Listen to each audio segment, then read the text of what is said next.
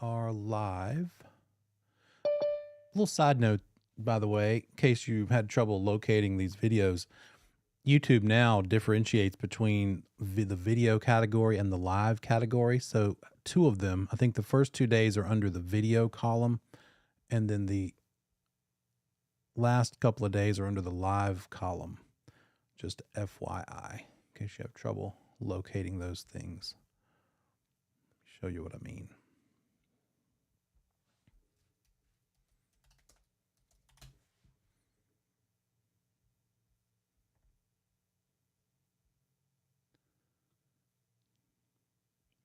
Here we go.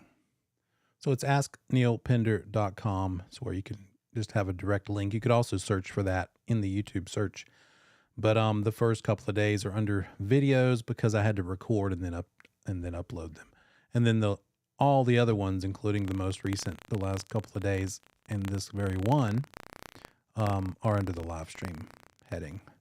Also under the live stream heading is this special assessments Q&A that I did yesterday, I believe. Somebody had a question about chapter 3, and you may have run into that. And I'm glad they did because it's something we needed to cover anyway. Let me show you that.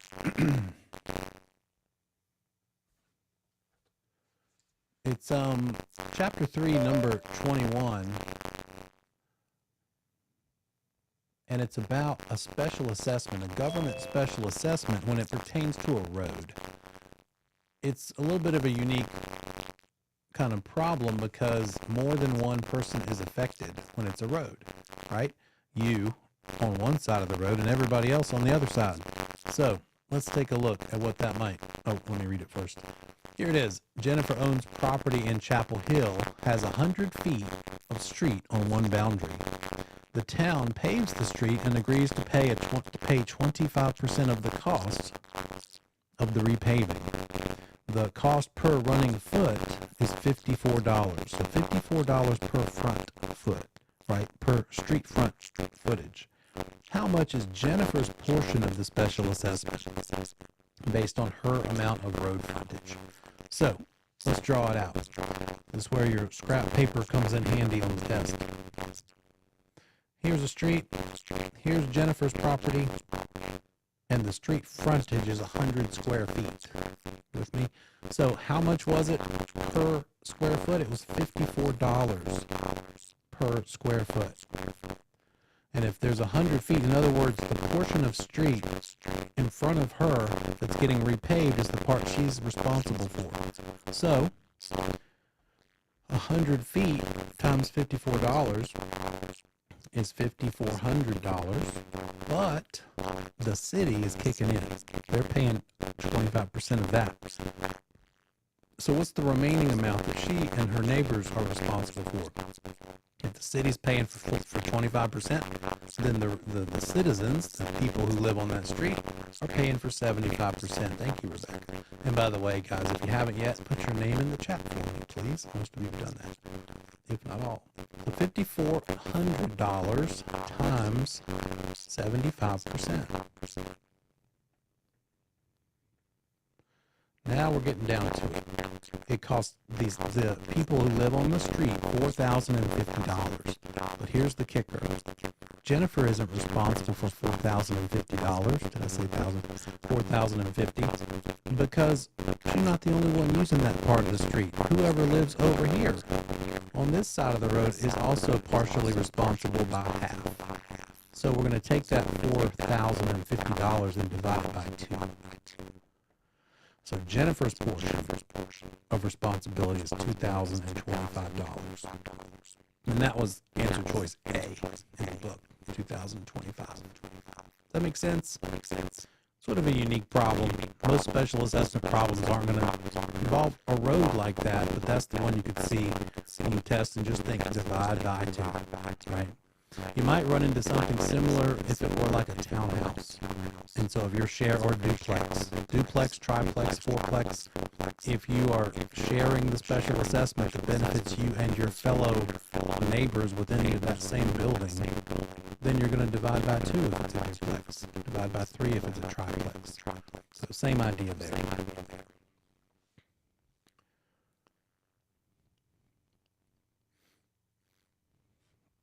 else did we talk about last Wednesday?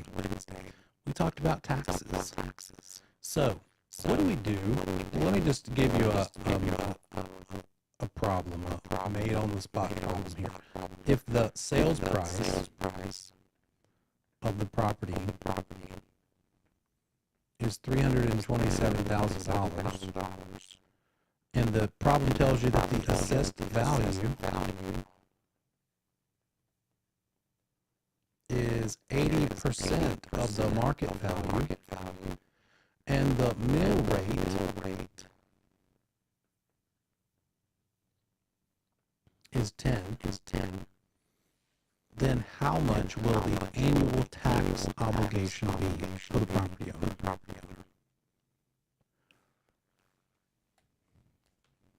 Oh, wait a minute. Sorry. There we go. Sales price of $327,000. Assessed value is 80% of that. The mill rate is 10.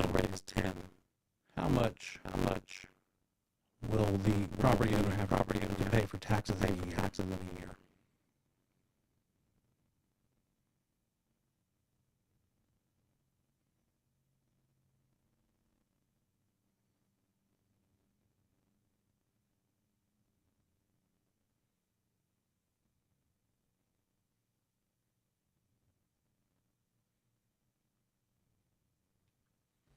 Step one. What do we need to know? We need to base the taxes on, first of all. What number are we basing taxes on?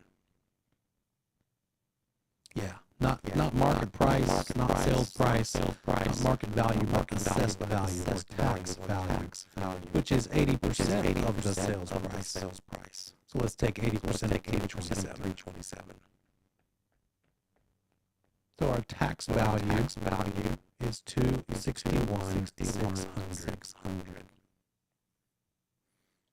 And that's one of the bottom numbers we're using the Circle T formula. What's the other number on the bottom? That mill rate. But that's not the exact number. We need to do something with it. What do we need to do with that 10? That mill rate of 10. We need to turn it into a decimal. By dividing by what? The magic question. 1,000. There it is. Not 100, not 1,000, but mill rate, you divide by 1,000. And so there's a decimal right there on the number 10. You can't see it because we don't use it unless we're using the other zero on the other side of the decimal. So we just move that decimal point 3 places to the left. This should be 0.01. Also known as 0.0100. Also known as 10 divided by 1,000 in the calculator, because we make your life more complicated. 10 divided by 1,000.01. Keep it simple. It's okay to use the calculator, even though you kind of know how to do it in your head. Because in the heat of the battle, the brain might be a little tired. It's easy. I do it all the time to miss a space or two with the decimal. Now that we know the decimal, 0.01, multiply it by the tax value. And there's our annual tax bill. 2616. Right? Any problems with that? It starts the same way, whether it's mill rate or dollars per hundred. First step is always to make sure you get the dollar amount of the assessed value. Let's use that same assessed value, but this time instead of mill rate, let's work with dollars per hundred. We'll change it up a little bit. It won't be one of those where it's the same number. So we're going to kind of remember what we're doing. Okay, this time we're going to say that the city rate is 17 cents per $100 of tax value. And the county rate is 73 cents per $100. Is that all that we need to know? Oh, we need one more piece of information. We didn't talk about where it is. Is it located in the city limits or not? Let's say that it is. It's in the city limits. If that's the case, do you have enough information now? Yes. Yeah. We already know, I already know that the tax value is 80% of 327, so that tax value is 261.6. Now we're gonna multiply it by the tax rate. We need to add those two rates together. 0.17 plus 0.73.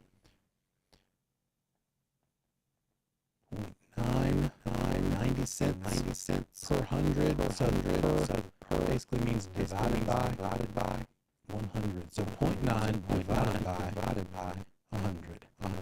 The decimal we need is 0.009. By the way, if it's per hundred, here's something. You could say 0.9%. Because this percent key is literally dividing it by 100. Same thing. But if that blows your mind, forget it. Do whatever you need to do. I don't want to do. It's just an observation. But you could just hit that percent sign. But I don't want to confuse you and make you mess up by when it's a mill rate problem. Don't use the percent sign. Right, because that's going to divide by 100. And mill rate divided by 1,000. In this case, the percent sign will work because we're dividing by 100. Now 0.009 times that 261.6 again. And in this case, the annual taxes are 2354.40. Good. What if the problem needed us to figure out the daily taxes? How much are taxes per day on this problem?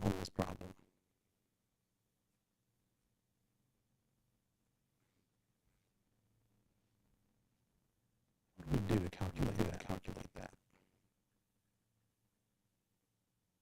How many days are in a year? Purposes in this class.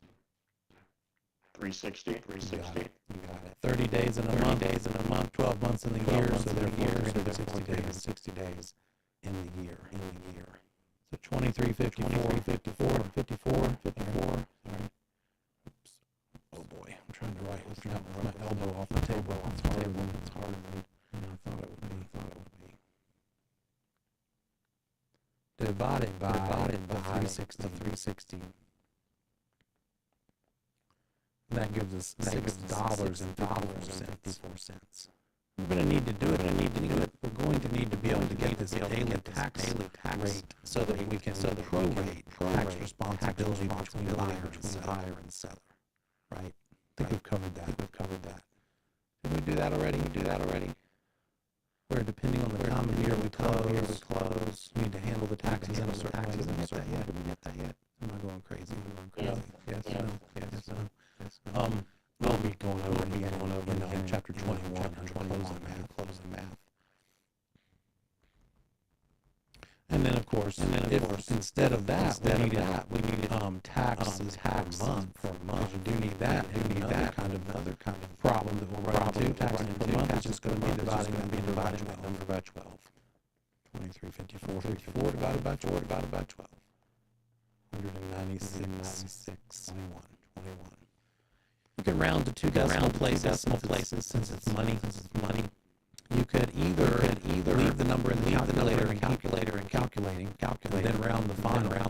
Or if you need to clear out the calculator to do another thing, plug that number back in later, you can round to 2 or 3 decimal places. What they do tell us is that rounding will never be a problem. So if you round when your calculations that they did on the test, they're not going to give you two answers, but 2 answers or so without rounding errors difference. Right. So don't worry about that.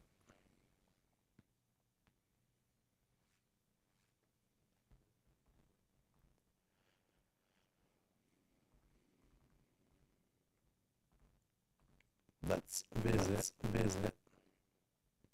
our old friend, the comments section.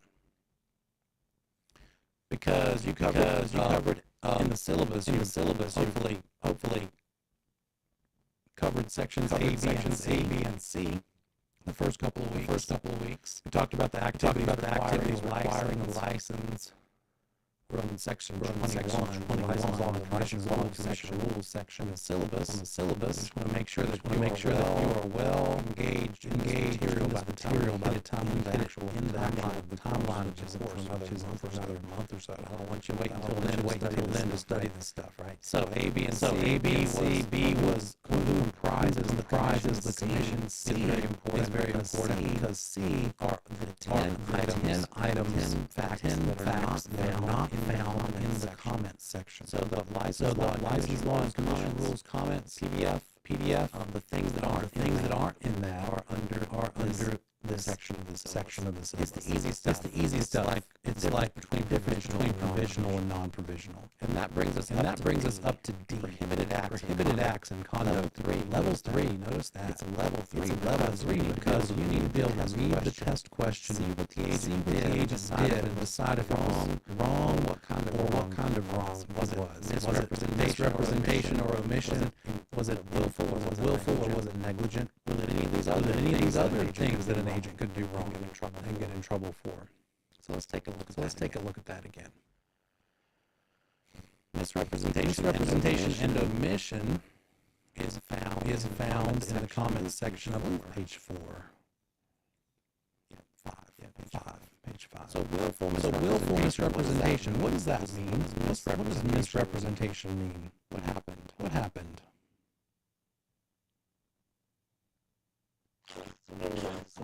Something you say, but you say like the wrong thing. So it doesn't tell us whether or not they knew it. That would be the first part of the word. That'd be either willful or negligent. Just misrepresentation itself means that you've said the wrong thing. You better believe it. Could either be that you wrote it, sent an email, it was in writing, or that you spoke it, but you somehow conveyed or delivered the wrong information. Then the next test is, did you do it on purpose to intentionally defraud, or did you do it because you weren't responsible, or you were too slack, too lazy, you were literally negligent, right? Negligent misrepresentation or willful misrepresentation. So last example under willful misrepresentation. An agent tells a prospective buyer that the heating and cooling costs are very reasonable. They don't check to be sure. They just say that it is. And so since they didn't act with regard for the truth of the matter, they could be guilty of willful misrepresentation. They said it, and they did it without bothering to check. And they did it on purpose without bothering to check. It could be that those utility bills are very high. In real life, one of the questions a good buyer agent is going to ask a listing agent is, what are the average utility bills for the property? Because that could be a nasty surprise. It might be that the heating system is running inefficiently. Last year I had a problem with my heating system, and I flipped it over to emergency heat, and I forgot, and that bill was ridiculous. Emergency heat setting on your heating and air system is a lot of power being soaked up. So maybe that's a similar thing. Maybe it doesn't work unless you use the emergency heat. It could be a way to figure out, oh, that's a high heat bill. What's going on here? Oh, it's because the heating system has a problem. It's not working. Of course, the inspection would reveal that too. Maybe not. If it's an electrical heating system like a heat pump, and if it's in the summer, it's too hot for the inspector to run the heat. They just can't, and therefore you just don't know. You won't know. It's a risk. So that's willful misrepresentation. Negligent means somebody is misinforming because they either have the wrong info or because they didn't bother to check. But it all comes back to this in the investigation. Should the agent have reasonably known? The agent should have reasonably known the truth of the matter. If they should have, then they could be guilty of negligent misrepresentation. And that's where a brand new agent, how do you learn this stuff? Well, that's why you should be lockstep with your broker in charge, right? I would dare say, even if you get on the ball and take all 3 of your post-licensing courses, those are all deep dives to this pre-licensing material, but that's still not giving you the real-world experience. So if you knock out your post-licensing in the first 3 months, even though you officially, and Vic is no longer officially responsible for you, I would kind of still want you to be shadowing me a little bit, right? I'd still want to make sure that you went through some actual real world deals, transactions. Gosh, I'd probably, if it were my firm, I'd probably set some kind of rule, even if you get through all of the posts, I would want you to go through 10 transactions or something like that with somebody close, hand in hand. The audio is like cutting a bit. Okay, thank you. Anybody else? Anybody hearing the same thing? Yeah. Yeah, it's that weird noise that it was doing the other day. Okay, sorry. Give it another try.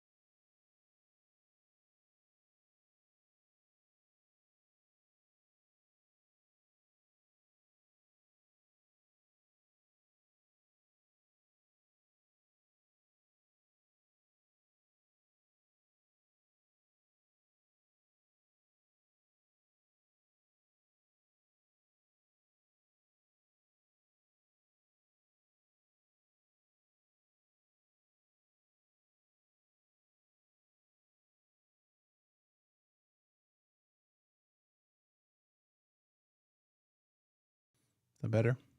All right. Sorry about that. Okay, negligent misrepresentation. Let's skip to, I think we looked at the first one when we went through this again. But it's going to be the idea that you should have known better. You should have known to check. You gave the wrong information. It could be that the agent is showing the property and who knows why.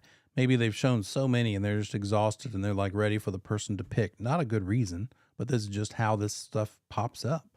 And the buyer asks, maybe it's one of those buyers like a type C personality of the DISC, which means a lot of detail. They're the accountants of the world, right? They want to know every little fact. Maybe they've been asking a million questions and the agent's like, yeah, it's probably this. Or it is this, right? That's the property line because there's the neighbor's fence and there's the other neighbor's fence. So yours is probably in line with theirs, and you never bother to check. You never have a survey done. You've told them a piece of information. Yes, it's lined up with the neighbors, but you didn't verify, you didn't base it on actual fact. It was just your own assumptions. And then it's come to find out the line of this particular property is 10 feet in, less land than what they thought they were getting. And on top of that, maybe you didn't even suggest a survey. That would be a problem too. But then you've communicated, you've done it negligently, you didn't check to be sure to find out negligent misrepresentation. Negligent omission means you left something out that you should have known otherwise. You didn't bother to check. So the example they give, let's look at this one. Listing a house. Wait, is this the right one? Let me double check. Negligent omission. When listing a house, a listing agent's told that an area of the roof leaks badly, but the moisture so far is contained in the attic. The agent forgets to put it in the MLS, forgets to disclose the problem to prospective agent, buyer and seller agents. Buyers and selling agents. The listing agent's guilty of negligent omission because they failed to disclose it. They didn't do it on purpose. They didn't do it willfully, but they forgot. So that's negligence. And they left a piece of information out. They didn't tell them that it doesn't leak. They just didn't check to be sure that it's disclosed.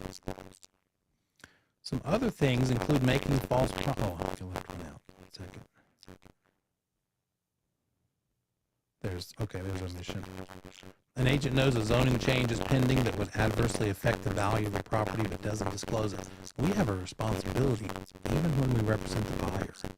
We've got to tell everybody, even who is not our client, that there could be a road coming through that could make the property values be worth more. So the note here, information about a zoning change, planned highway that would enhance the value of a seller's property must be disclosed to them even if the licensee is not representing them, but only the buyer. And I would have gotten this wrong if I didn't know better. To me, I would have thought, well, you're the buyer's agent. You're looking out for the buyers. It's tough if the seller doesn't know what's going on, what might be affecting their value. But that's wrong. We have an elevated level of responsibility to disclose material facts, and such things would imply there. You'd be guilty of willful omission. You left that out on purpose so as to take advantage of that seller and benefit your buyer. Making false promises. Here we go. Promising something will be repainted and then it doesn't get done. That's a common one. Classic case of a salesperson getting carried away, making promises that they never intended to keep. You can get in trouble for that. Whether you intended to fail it, to keep it or not. You got to make sure you keep track of your promises and fulfill them. Agent promises an owner that if they list their house, firm will steam clean all the carpets and wash all the windows, and they don't do it. They're guilty of making false promises. Undisclosed dual agency is a big one. That can happen when you're working with both parties, only representing one of them. But you don't act like you imply through your actions that you're also working for that other one. So classic case for sale by owner. Your buyer wants to buy a home sold by the owner. You can help your buyer do that, and you go to meet that seller, and you explain to them the whole process, and they're going to love you because you're good at working with people, right? Quite likely. And so they start confiding in you. If you just sit back and let that remind them and let them know up front, don't tell me anything you don't want the buyer to know. I don't represent you. Represent the buyer. The seller in a for sale by owner situation might in fact be paying you. The commission might be coming from them. Quite often that doesn't obligate you to take care of them as far as agency goes. We're going to learn next week. It should be. We do have a class on Thanksgiving Eve, Thanksgiving Day next week. Mike is doing that noise. Sorry. That's okay. Sorry for the frustration. I'll try to get that sorted out. Let me try this.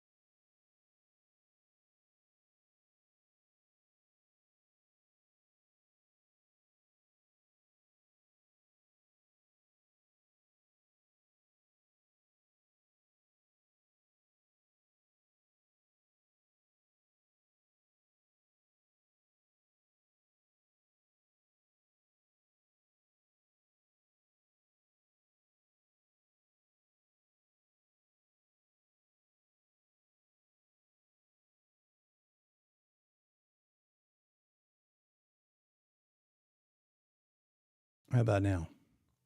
Is that better? When we hit this first break in another few minutes, I will try to come up with another solution if this thing's going to keep misbehaving. I don't want to keep having to do this. I've got another couple options. Let me just limp our way to our first break. Let's see. Where do we leave off? Undisclosed dual agency. So unless you got to make sure you tell that seller, that for sale by owner seller, that you are not looking out for them. You could be guilty of undisclosed dual agency. You could also be guilty of it if you don't get the signatures for dual agency. This will make more sense when we cover agency in chapter 7.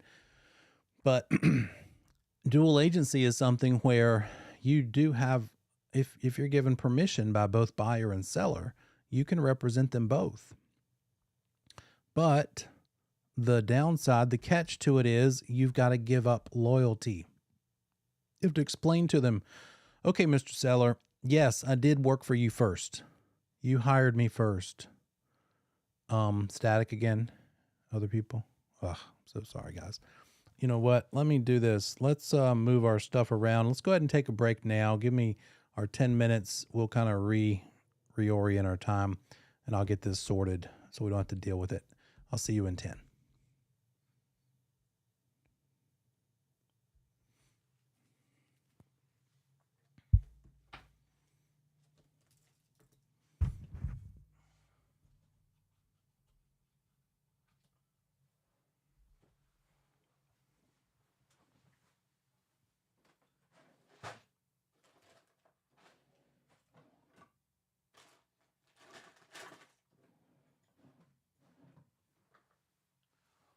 All right.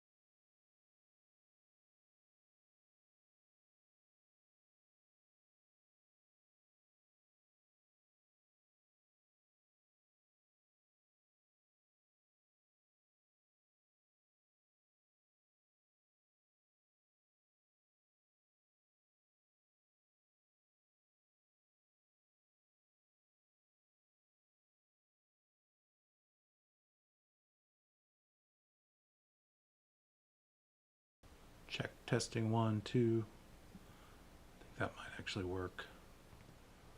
Hopefully that'll work.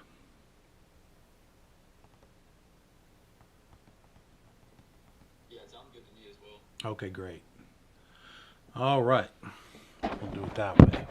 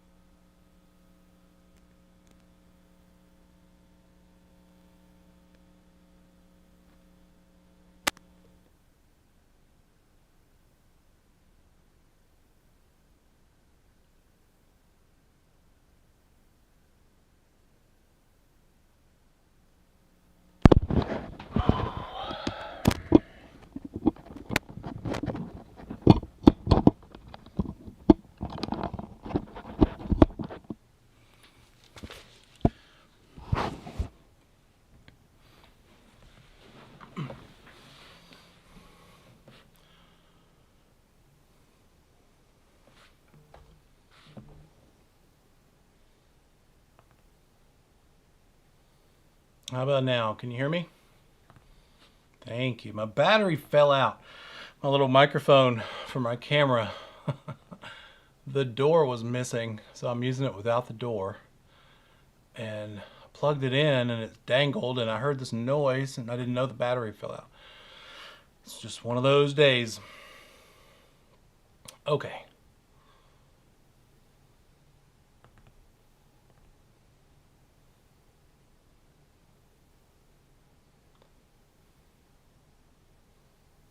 There we go. We'll do it this way. Okay.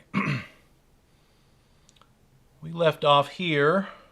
Undisclosed dual agency. So with dual agency, you're working for both parties, right? You're in the middle of both parties. You're looking out for buyer and seller. However,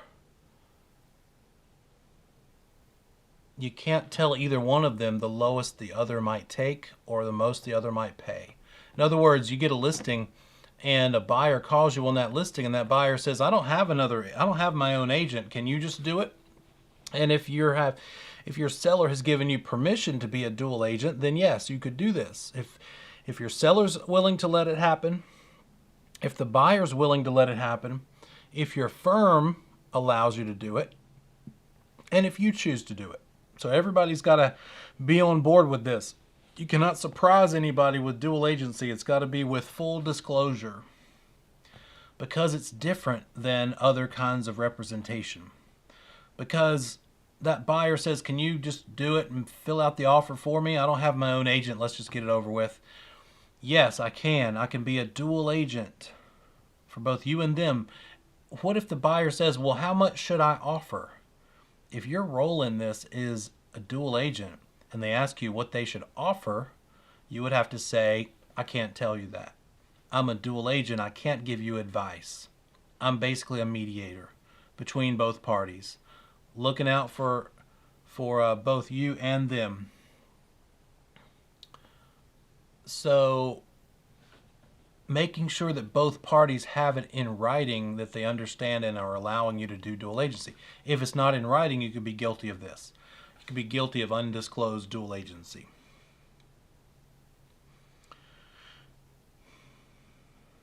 Self-dealing, another big one. That's the one where if you put yourself above them, you're putting your needs above your client's needs. It could be that you decide you want to buy your client's house and you don't immediately tell them that you might be their buyer. And so you let them go ahead and disclose and confide in you how much they'd be willing to settle for, right? They think you're going to be their listing agent, but you have decided you like their house. You're just going to be quiet and let them tell you the lowest they would be willing to accept. Then you'll tell them that you're their buyer, and now you've gotten that information improperly. Self-dealing, you're not putting their needs first. If you walk through a house when you're on a listing appointment and you decide that you might be the buyer for that, as soon as you figure that out, that this could possibly be the case, you need to stop the conversation. Say, wait a minute, you know what? The more I look at your house, the more I like it. So don't tell me anything you wouldn't want the buyer to know, because I might be that buyer. So self-dealing, the example they give you here, an agent lists a parcel of undeveloped property zoned for single-family residential. The agent knows that the property is going to be rezoned for multifamily, which will increase its value. They don't tell the seller about this. Instead, they offer to buy it at that listed price, telling the seller they want to buy it for a long-term purpose. But what they really want to do is have a short-term flip, basically, because they know the rezoning is going to add value, and they don't tell the seller about the rezoning on the schedule. They put themselves first. Representing another broker without consent. Representing a broker that is not the one they're associated with, right? You got to make sure that you represent the firm that you're hired by. If you represent more than one firm, that is okay, as long as both brokers in charge know about this. They would have to give consent. But that's only for non-provisional. While you're a provisional broker, you can only work for one company at a time. But once you shed yourself of your provisional status, then, for instance, if you wanted to work for one firm that allowed you to do property management and another firm that only allowed you to do sales. The last firm I was with, that was what he restricted us from doing. I didn't mind because I didn't want to do property management. But he said to us, if you want to do property management, don't do it through me. I don't want to be a broker in charge of people doing property management. He just wasn't comfortable with it. And so I could have set up my own firm but still stayed with him. And under my own firm, I would have done property management for people. Or I could have gone to another firm, done property management through that firm, and then sales through my current guy, as long as both brokers in charge knew about it. Can't pay a commission unless somebody has a what? To whom can you pay a commission? What do they need for you to be able to pay them a commission? You got it. An active license. How about that? An active broker's license. So paying improper commission. Got to make sure people have that active license. That's part of when a referral is happening, you need to make sure before that check is sent to them for referring someone to you that they have an active license and that that they're qualified to be paid in whatever state they're in. This is classic of what happens now. Investors are all over the place. People who aren't quite, maybe they don't have the money to be an investor themselves, but they're trying to align themselves with investors. They might call themselves bird dogs, if you've ever heard of that term. They're looking for deals to hand off for money. They're wanting to pay or have an investor pay them to present them with a deal. But that's being an agent. The only way somebody without a license could make money finding a deal for another investor is if they can lock down that deal themselves first and have a contract with themselves between them and the seller and then assign it to another investor. But they can't just locate a deal and then connect the two parties. That's being a broker, literally.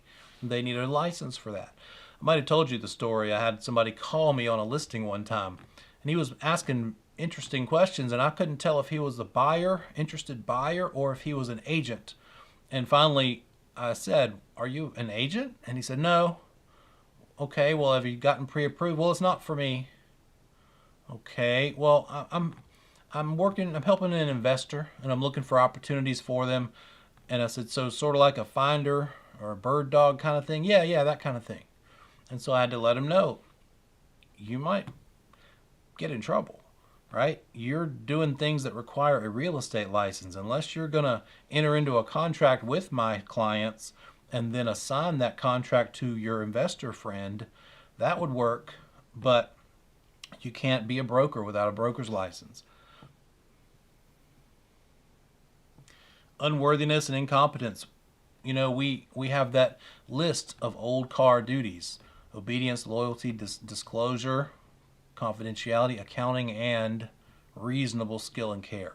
So it kind of falls under this. We need to know how to fill out the forms. We need to know what we're doing, what forms are needed. I had one, it was a past client, and her sister wanted to buy a for sale by owner. And she and her fiance were found a for sale by owner 2 doors down from my past client, her sister. And so they got so far enough into the transaction, then she got kind of scared. She thought she needed some professional help. So her sister put her in touch with me, and I talked to her, but the fiance felt like he could do it himself. And so 3 or 4 conversations like that, she'd call me in the heat of the moment because something else came up, and I'd talk her through it. I'd be like, well, let me know. I'll be glad to jump in and help, and I'll work something out with you. Since you already found it, I'm not going to try to charge you a full buyer agent commission. I'll be flexible. But he just wanted to do it himself the whole way. At one point, she called and said, the seller said they would pay for a home warranty, a home buyer's warranty, but I don't see anywhere on this contract to put one. And what had ended up happening is that for sale by owner's seller had a friend, an agent friend in the business, and that agent friend gave him a contract to use, which was not okay. Not okay. He gave him one of these contracts, one of the ones that we use, which has the Realtor R at the bottom, which means only realtors and attorneys can use it. So strike one. He gave it to his buddy to use, and what he gave him was not the right one. He gave him the one for only land. He didn't give him the one for houses on land. So of course there was no place for a warranty because land sales don't include warranties. I just wish them the best. They never did end up using me. They just somehow worked it out for themselves, but who knows what ended up happening that they may not even know about that won't bite them until they go to sell it, perhaps. So, incompetence. That agent, by the way, who gave him that a contract he shouldn't use, would probably be subject to some reprimand of some sort or some sort of discipline, if not the commission, then at least from the Realtor Association. Improper, dishonest dealing. We can't defraud, basically. You know, all of these various categories came about over time as people misbehaved and got disciplined. So the commission added another rule to kind of clean it up and make sure that that would never happen again. So a lot of this stuff is just from because things happened.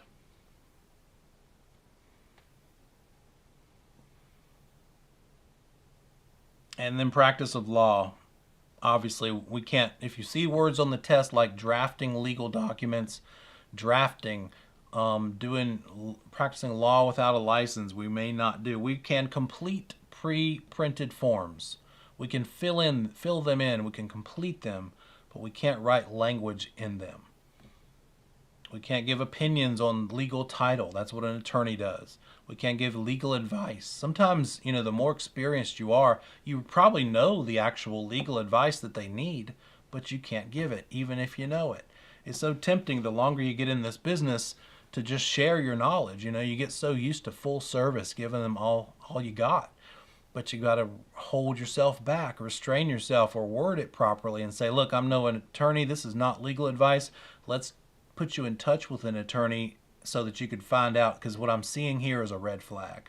There might be a problem here. I can't give you legal advice, but I do recognize that this might be a legal problem for you. So let's talk to an attorney. And I've done that many times. By the way, those closing attorneys, settlement attorneys that we meet and we use in our business, make good relationships with them and their paralegals, right? So that you have a resource in the middle of you're not at the point of the offer yet, but because you've worked with them so many times and they know you, you're sort of a repeat customer, you bring multiple people to use their services for their closings and settlements, they might give you some free, quick advice. You could shoot them a quick email about a question that your client might have to help them decide to move forward or not. And I've gotten lots of free little tidbits of advice just by a quick email to the paralegal. And she runs it by the attorney and replies to me and says, he says this. And it's usually something I kind of knew, but it gives that client peace of mind that the attorney weighed in on it without them having to pay some sort of a retainer fee or something. Okay. We left off, let's see, we did taxes already. We left off in chapter 4. Let's pick back up.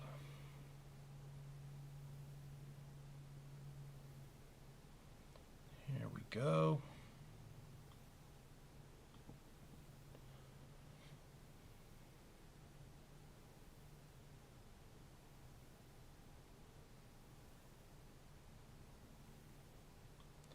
And chapter 4 is about transferring title, which basically means selling, right? You're giving it away, you're selling it.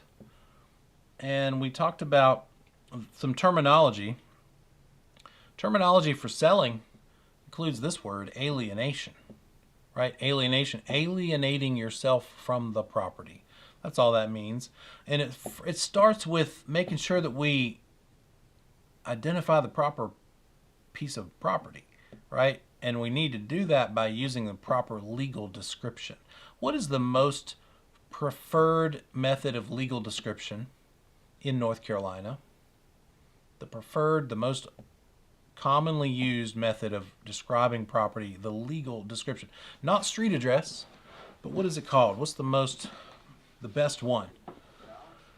Yeah, meets and bounds, you bet. Meets and bounds. There were 2 other ones. What's another of the 3 total that North Carolina calls a proper legal description? Anybody remember?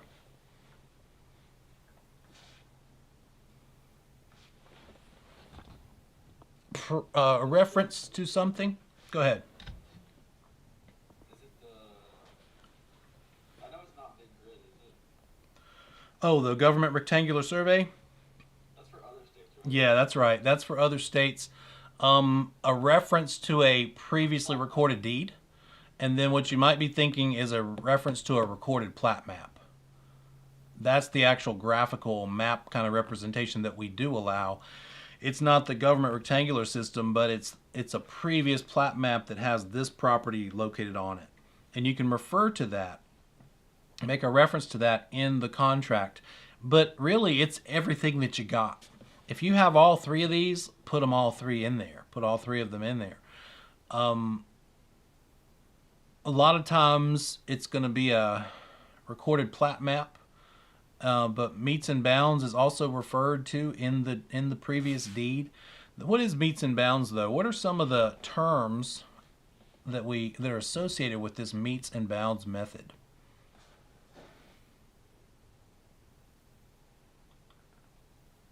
Distance and direction. Yeah. Meets and bounds literally means distance and direction. Yeah, you bet. What about the dot that you're starting with, that point of beginning? That and every other place where the direction changes. What are those things called?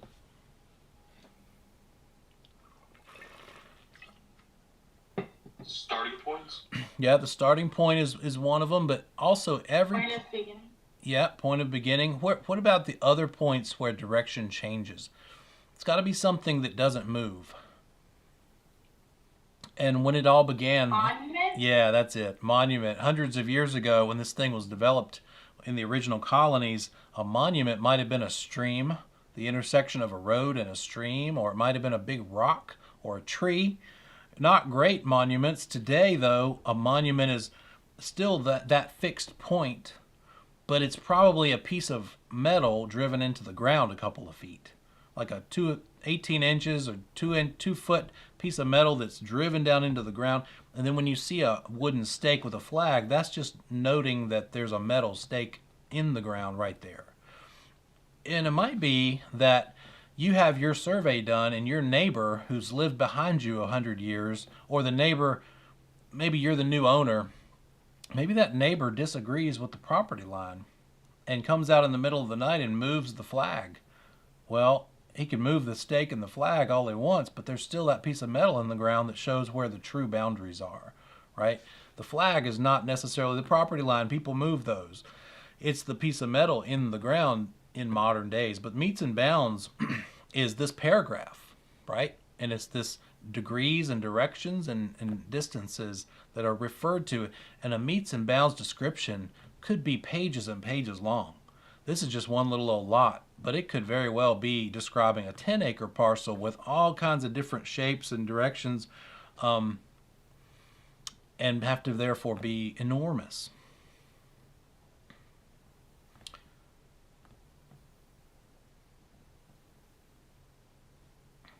The one that's not used in North Carolina or the original 13 colonies is Government Rectangular Survey System. And thank goodness you don't have to use it, right? You don't have to use it for the test, but you used to. On the test, they used to say which part of this map, they give you a verbal, like a paragraph. Where is the parcel located if it's the northeast quarter of the southwest quarter of section 14 in township 357? But you don't have to do that. All you need to know are the words, the terms associated with Government Rectangular Survey. The vertical lines, the north-south lines, are the main one is the principal meridian. The other ones radiating out from that are the ranges. The horizontal yellow lines here are, the main one is the baseline. The other ones are the tiers. And then a township. Think Old West. Right, think back in the day. It wasn't big cities, it was little towns out there. And so a township, how big is a township? What's the dimensions of every township? It's a square. How big to a side? How many miles to a side? 6 miles by 6 miles. 6 miles by 6 miles. And if a section is 1 mile by 1 mile, then how many sections are in a township? 36 sections, yep. And what they would also do is always put the government buildings, you don't have probably have to know this one, it's just interesting, in section 16. The sections of a town are always laid out this way. 1 is the upper right, 36 is the lower right, because you're moving there, plowing with that mule down and then over and then back down where you came and then over and then back across, back and forth. Could also do this, refer to a previously recorded deed and say, hey, you want to know what the legal description of this property is? Go look at that deed from 5 years ago. It's still the same. Reference back to that deed in the Register of Deeds office. It'll say, look at book number 512, page number 311. That's where you'll find the previously recorded deed, a book and page number. You'll see down here, they're talking about a map. Oh, okay. Let me do it over here. There we go. That let me zoom in. I zoomed the wrong thing. They have a couple notes here. Write the legal description here or make an attachment. The attachment could be a 5-page document of the meets and bounds description. Or it could be, just look in the previously recorded instrument, deed book, this fill in the blank at this page of this book, right? Or go look at a plat map located in this book on this page. And that's how you reference it, whether you're in person with the book in your hand or you're doing it online, still referenced as books and pages. If it's a plat map, it's going to have a lot and a block number. The various lots are broken up or put together to form blocks. In this case, block E kind of wraps around like this, and then block D is this section right here in the middle. And so, yeah, I think I can, okay, it looks like this is number 15. If you could read that little number, I think that's what I'm reading. So that would be, this lot is called block D, lot 15. But in this case, the property in question is this one, which is lot 15 of block E.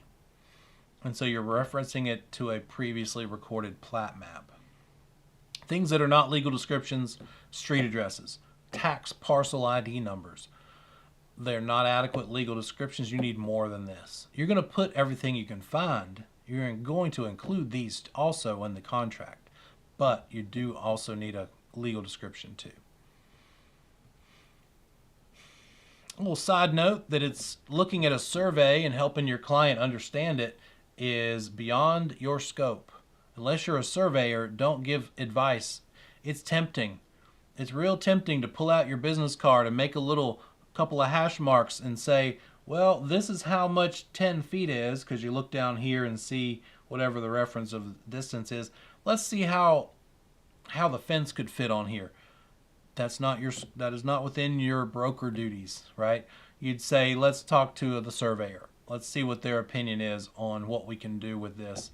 And that survey includes all kinds of stuff. It might also reference that there's a flood plain, a little bit of a flood plain just on this back corner, because maybe there's a runoff creek or a stream back here. And so the 100-year floodplain we'll learn about in the insurance chapter might be right just here. It doesn't get up to the house, but a little bit of this property is in the floodplain. It could be that all of the property is in the floodplain. The survey will reveal that. That's part of, it's not just the shapes. The survey is not just the sizes and shapes of the lot. It's easements like they have back here, a railroad right-of-way, an overhead electric line easement, because that power company needs to maybe get there and put a ladder up, put a truck up and go work on the overhead power lines. It's also setback lines. I don't see any on here, but they would maybe be a dotted line just inside of the actual property boundary. You can't build in the setback line. The distance here of 5.1 is between the corner of the house or the porch and the property line.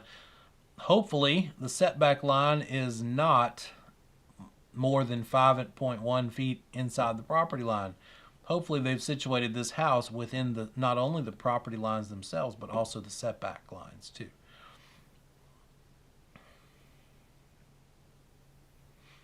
In North Carolina, anytime you see the state image there, it's a North Carolina thing. When has acceptance officially occurred? not until the deed has been recorded at the courthouse. That is huge. When you have a closing and you're dying to get it closed so you can get your check, and for your client, if it's a seller client, to get their money, their sales proceeds, and for your buyer to get the keys and be able to move in, you're just waiting after that, after the part where everybody signs the papers. They don't get keys immediately. It might be a couple of hours between them signing the papers and what else needs to happen and the deed getting recorded. What happens after it's signed, we'll talk more in chapter 21 about it, but you basically, the paralegal sends all those signed documents, all 2 inches thick worth of them, to the new lender, buyer's new lender, for them to make sure everything is signed properly and they didn't miss anything. And then the loan is funded, right? Basically, the lender sends the money to the attorney. They probably have already done that, but sometimes they haven't done that yet. They need to send the money to the attorney. What money? The loan amount, probably the biggest chunk of money, right? So once all those things are verified, then the attorney, once they get word back from the lender that they're happy, because it's all about that lender being happy, then the attorney will either in person or electronically get the deed recorded at the Register of Deeds office at the government building or the courthouse.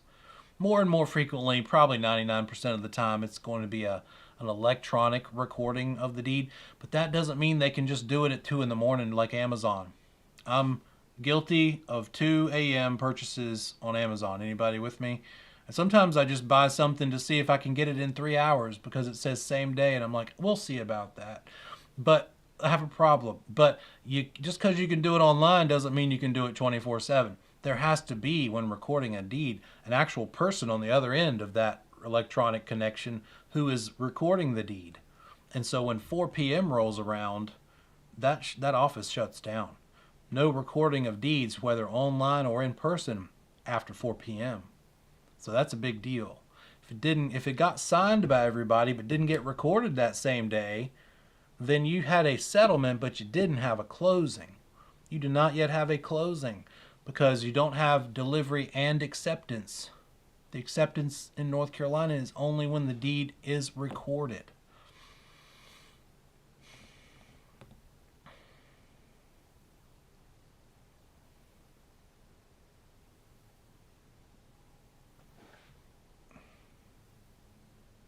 Okay, a couple other words here. We know about alienation. Voluntary alienation means you're doing it on purpose and you're okay with it. You're choosing to sell it or you're choosing to give it away. Involuntary means you're being alienated from your property through court action. Not happy. I should put a smiley face and a frowny face here, right? Court action, foreclosure, that could be an involuntary alienation thing. When someone passes away, the process by which we disseminate their possessions, their assets, including real estate, is probate. That's the legal process of handling somebody's estate. And the one who receives the property in a probate situation is the beneficiary. The one who's carrying out those provisions is the executor. And back in the old days when we had male and female words for things, the female version of the executor was executrix. That was my favorite word. Don't have many words with X's in them anymore. So in North Carolina, this is a big one. That lower part of this slide, if someone dies in North Carolina and they have no will and they also have no heirs, what happens to their property? North Carolina takes it. The state of North Carolina gets it. It's taken over by North Carolina. The process of that is called escheat. You can see it in the lower right, E-S-C-H-E-A-T. The state gets it if there's no will or no heirs. So, have a will. If you don't have heirs, have a will, give it to somebody, unless you want North Carolina to take it, right, if you die. If you die with a will, you're dying testate. If you're dying with no will, it's called intestate, lack of a will. So dying testate with a will, you're telling everybody how you want your property to be dispersed. And that would be a voluntary alienation. a method of voluntary alienation, because you've done it intentionally. You've done it with your wishes spelled out. If you die with no will, that would be considered involuntary alienation because the state is taking it over if there's no heirs. If there's no will, the state is going to look for heirs. And if they can't find children, then they're going to look for parents. Then if they can't find parents, if they're deceased, they're going to look for siblings. If there's no siblings, I don't know who's next in line. I think it might be aunts and uncles, or then cousins. There's a line, there's an order of things. So voluntary is all about choosing. Making sure I'm not missing anything. And the owner is either choosing to sell it or choosing to give it. Involuntary alienation, again, court ordered. Foreclosure is a big one. You didn't pay, so you can't stay. If you don't pay, you can't stay. The lien holder takes the property, pays off the debts that you owe. And the number one debt position, right, the number one entity, or I guess the number one type of lien, top of the list, is taxes, property taxes. And then number two is special assessments. We talked about that. Mortgage lender is in the same category, but not the number one or number two position. They're in the list of special specific liens. They are not in the category of general liens. So they're more important. They're more of a priority than general liens. They are specific to the property. And hopefully they recorded first, because then they'll at least be above all the other types of liens in that category. We talked about this adverse possession idea, where the owner could lose ownership if somebody else uses the property in these 5 ways. But it's got to be all the 5 of these, and they have to be able to prove it. And I gave the example that maybe you inherited some property in the mountains and you don't care. You're like, oh, that's just an annoyance. It's just some little small lot in the mountains. I got to pay taxes on it, but I don't ever go to the mountains. I prefer the beach.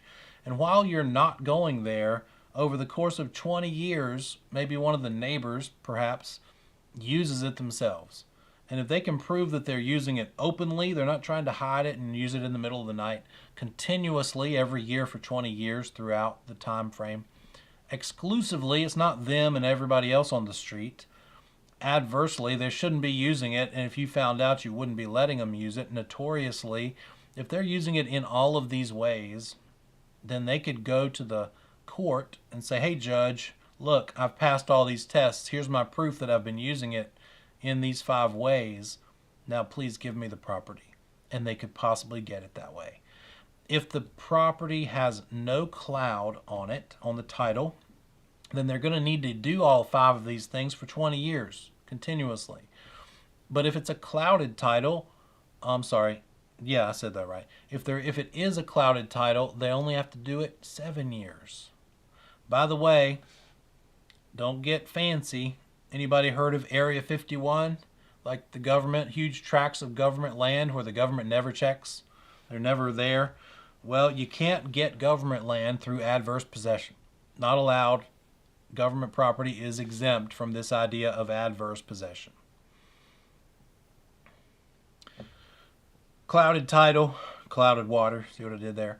Private property without a clouded title requires 20 years. With a clouded title, only 7. You could do those ocean acronym duties and prove that you used it for only 7 years and possibly get the property. And you mean clouded as far as a tax lien, IRS, state, anything like that? Yeah, anything. It could be a problem with an encumbrance or some sort of an encumbrance on the property. Yeah. Could be a court action that has clouded the title. It could be that they can't find all of the owners. Maybe some long lost cousin they can't locate owns 5% of the property, and so we need to have permission from all owners. So if they can't find all the owners, then the title it's not a clear title. Could be many ways that a title is clouded.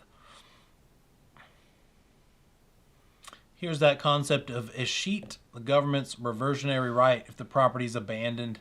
Owner dies with no will and no heirs. No will, no heirs. The state of North Carolina could take over the property through this process called escheat. Another way that the government can take over is one that I think you've probably all heard of. It's been the subject of some various shows and movies, eminent domain. And the process is called condemnation. What's happening is eminent domain. So we've got a road here, and that road is really close to those buildings. And it might be that that road used to be one single road or a little 2-lane. Now it's a 4-lane. How did it become a 4-lane? It could have been that the government took all of the front yard of this little house right here. There we go.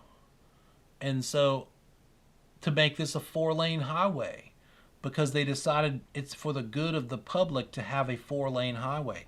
Just like they did in Charlotte on, let me think, it was W.T. Harris to, I guess, now I'm forgetting, Sharon Amity, the east side of Charlotte.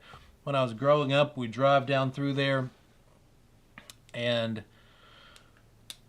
there were these little houses on a stretch of that road, and they had a nice sized front yard, all of them did. But then I noticed one day the orange cones. And over the course of the next few months, they widened the road. They turned it from a 2-lane to a 4-lane, and those front yards got cut in half. And I remember as a kid just thinking, oh man, that sucks. They lost half their front yard. And that was through eminent domain. It was determined it was for the good of the public to have a bigger road.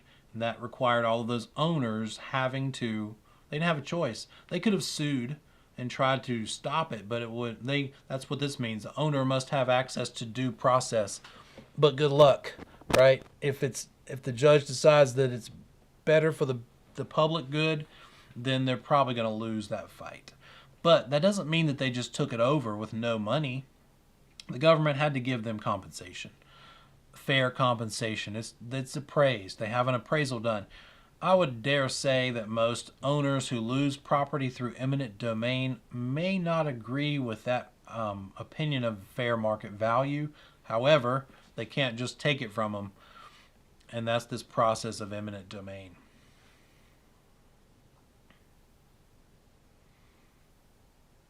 A deed is the instrument, also known as the title, the instrument that is identifying this bundle of legal rights. It's also identifying the property itself by the legal description mentioned in the deed.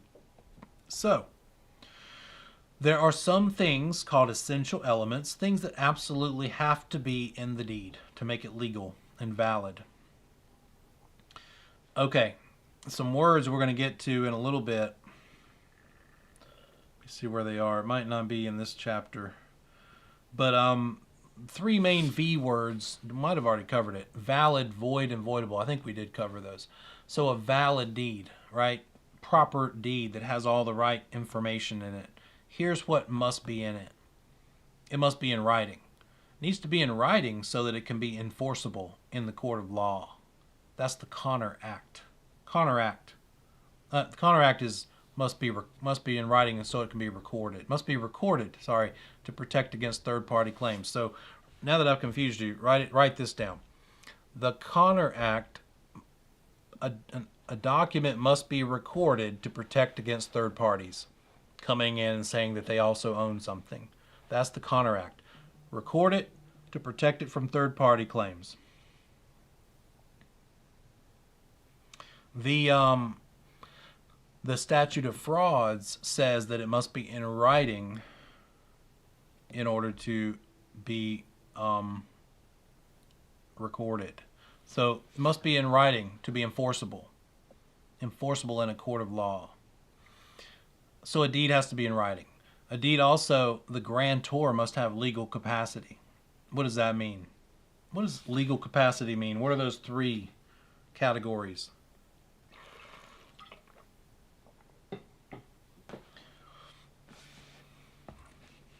Of age. Sorry. No, it's okay. Legal capacity, sound mind. Yes. I have to be over the age 18. Yep. And then they have to, I lose train with the last one. I think they have to be aware of the decision they're making. or Oh. something like that? Really close. The last one is sober, right? So 18, sane and sober.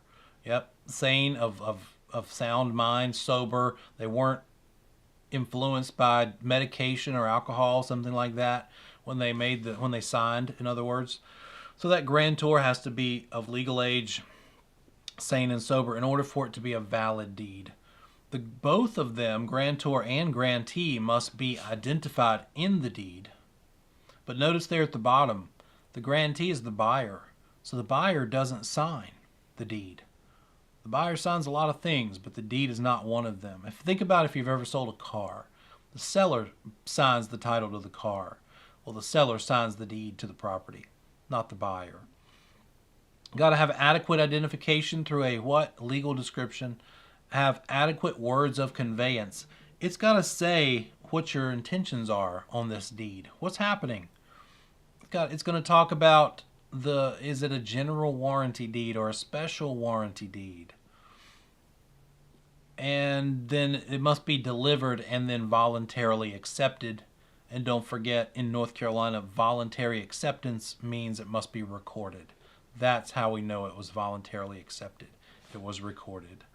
The attorney's handling all this stuff. The attorney is presenting the deed that they have prepared. They were the ones who wrote the deed. And at the settlement, they're having the buyer sign and the seller sign. Or, sorry, not the buyer. For this document, they're having the seller sign the deed and they're giving it to the buyer. They're also giving it to the lender if the buyer's using a lender, so they can see, yes, the buyer does own this property as of today. There should be more information in the deed. So there's essential elements of a deed, which are these things. If you haven't already, make sure you screen cap this. Make sure you get this one. Or have them noted in the book. That's right. A deed must be recorded. Well, no, actually, you'll see on the next slide that in order to be valid, it's not an essential element of a deed to be recorded. Good question, Fernanda. This could be a testable question. You would think it should be recorded, and it should be, but if it's not recorded, that does not make it an invalid deed. Notice recording is not on this slide at all, but it is on this one. Here are the non-essential elements of a deed. It's confusing, right? It's like, why wouldn't they require it to be recorded? It has to be recorded to be voluntarily accepted, but that's a North Carolina thing. But on the test, if they give you a list, the following things are essential elements of a deed. You're looking for these, not these. Would it be a good idea if all of these things are done? Absolutely. And all of these things probably are done and on most deeds. However, they're not required in order for that deed to be considered valid. Okay? Go ahead. If it wants to be protected by third parties, then it does have to be recorded, right? That is true. But it doesn't mean that the deed is invalid. Doesn't, right? That's the little nuance there. In order to protect against third-party claims, it must be recorded. That's what the Connor Act says. So, but it is still not. Doesn't determine whether the deed is valid or not, whether it's recorded or not. What are some other things? It's also a good idea that a deed have the date on it, but it's not essential, and that it be witnessed. And when you sign it, you're signing it in front of people, and that it be recorded and then notarized, which means acknowledged. Usually that attorney has a notary seal, and they notarize certain documents that are required to be notarized to say that, hey, I watched them sign this thing. It's not essential for the deed to have how much you paid for the property either. But sometimes that's on there, but what they will show on the deed is how much it cost for excise tax. We did excise tax. There's a formula for that. It's 500. It's what is it? Excise tax is $1 per $500 of sale price. So they'll reference on the deed how much you paid for excise tax, and therefore you can back into how much the price was. But that's not an essential element of a deed. Sealed, that refers to, in this day and age, when something is sealed, that just means the word seal appears after your signature. But it comes from the old days, like way old days, the medieval times, where you had a ring, like a signet ring, and you've seen in the movies they melt the wax on the scroll and put the ring in the wax So let me get my demonstration here. So is to put their seal in the wax, and that way the person on the other end who they sent that scroll to could see, oh, the seal's not broken. Nobody has read this. The writer has sealed it. I'm breaking the seal so I can rest assured that no one else has seen what's in this letter. Well, in this day and age, we're not melting wax on documents. It's the word seal, and it might be there, but it's not essential. And it's just a word in parentheses next to the person's signature. And then just another note, because it's very important, the grantee, the buyer, does not sign the deed. Only the seller does. We saw some words with OR and EE. So grantor is the one selling or the one giving the property. Grantee is the one buying or receiving. That's how I remember it. EE is receiving, the one who's getting the property. And here's some other words. When it's a deed we're talking about, the word for the seller is grantor. OR, ending in OR. When it is the word for the buyer who's receiving is the grantee. When it's an offer, which we'll get more into in chapters 7 and 8, the one making the offer is the buyer. They're the offeror. And the one receiving it is the seller, the offeree. It might be that the seller makes a counteroffer. They're not happy with the one that the buyer gave them, so they make an offer back to the buyer. And in that case, they're going to become the offeror. And the buyer's going to become the offeree. It could go back and forth. Counteroffers go back and forth several times sometimes. With a lease, the landlord is the leaseor, the tenant is the leasee. With a mortgage, this one could be confusing. A mortgage, the one who's giving the mortgage, as we'll see in chapters 14 and 15, what is a mortgage? Basically, it is collateral for the loan. You're putting your house up as collateral for the loan you're getting.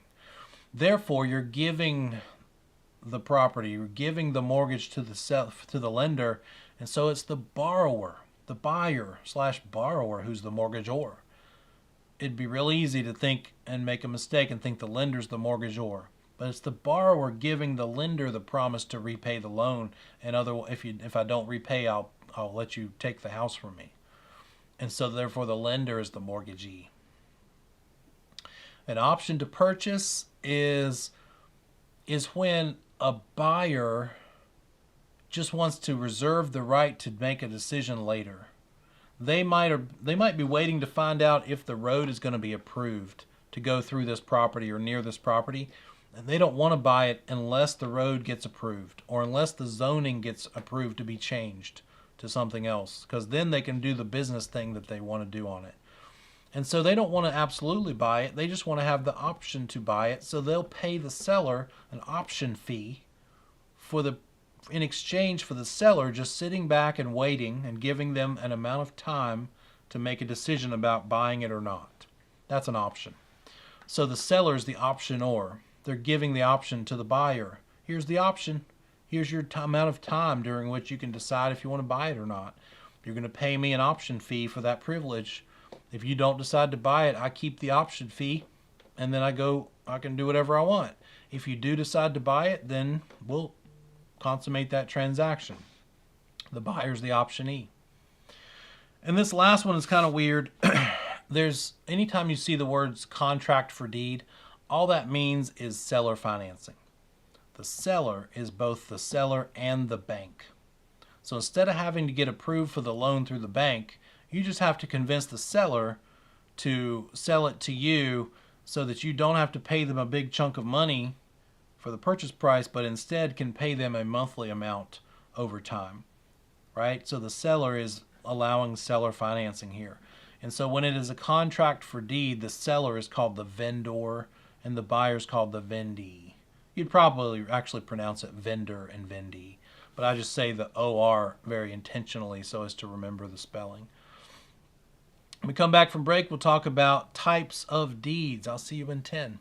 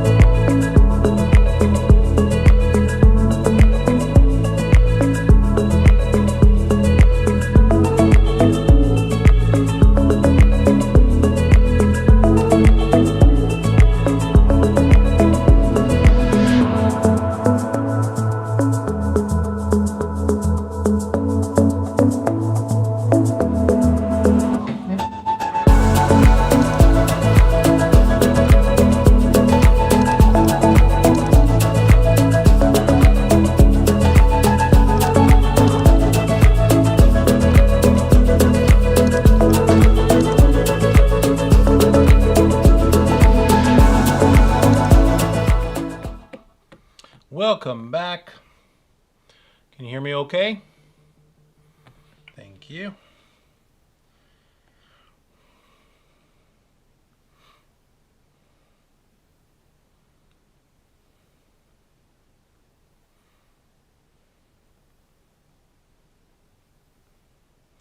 So, how does this deed look? What kind of deed is it?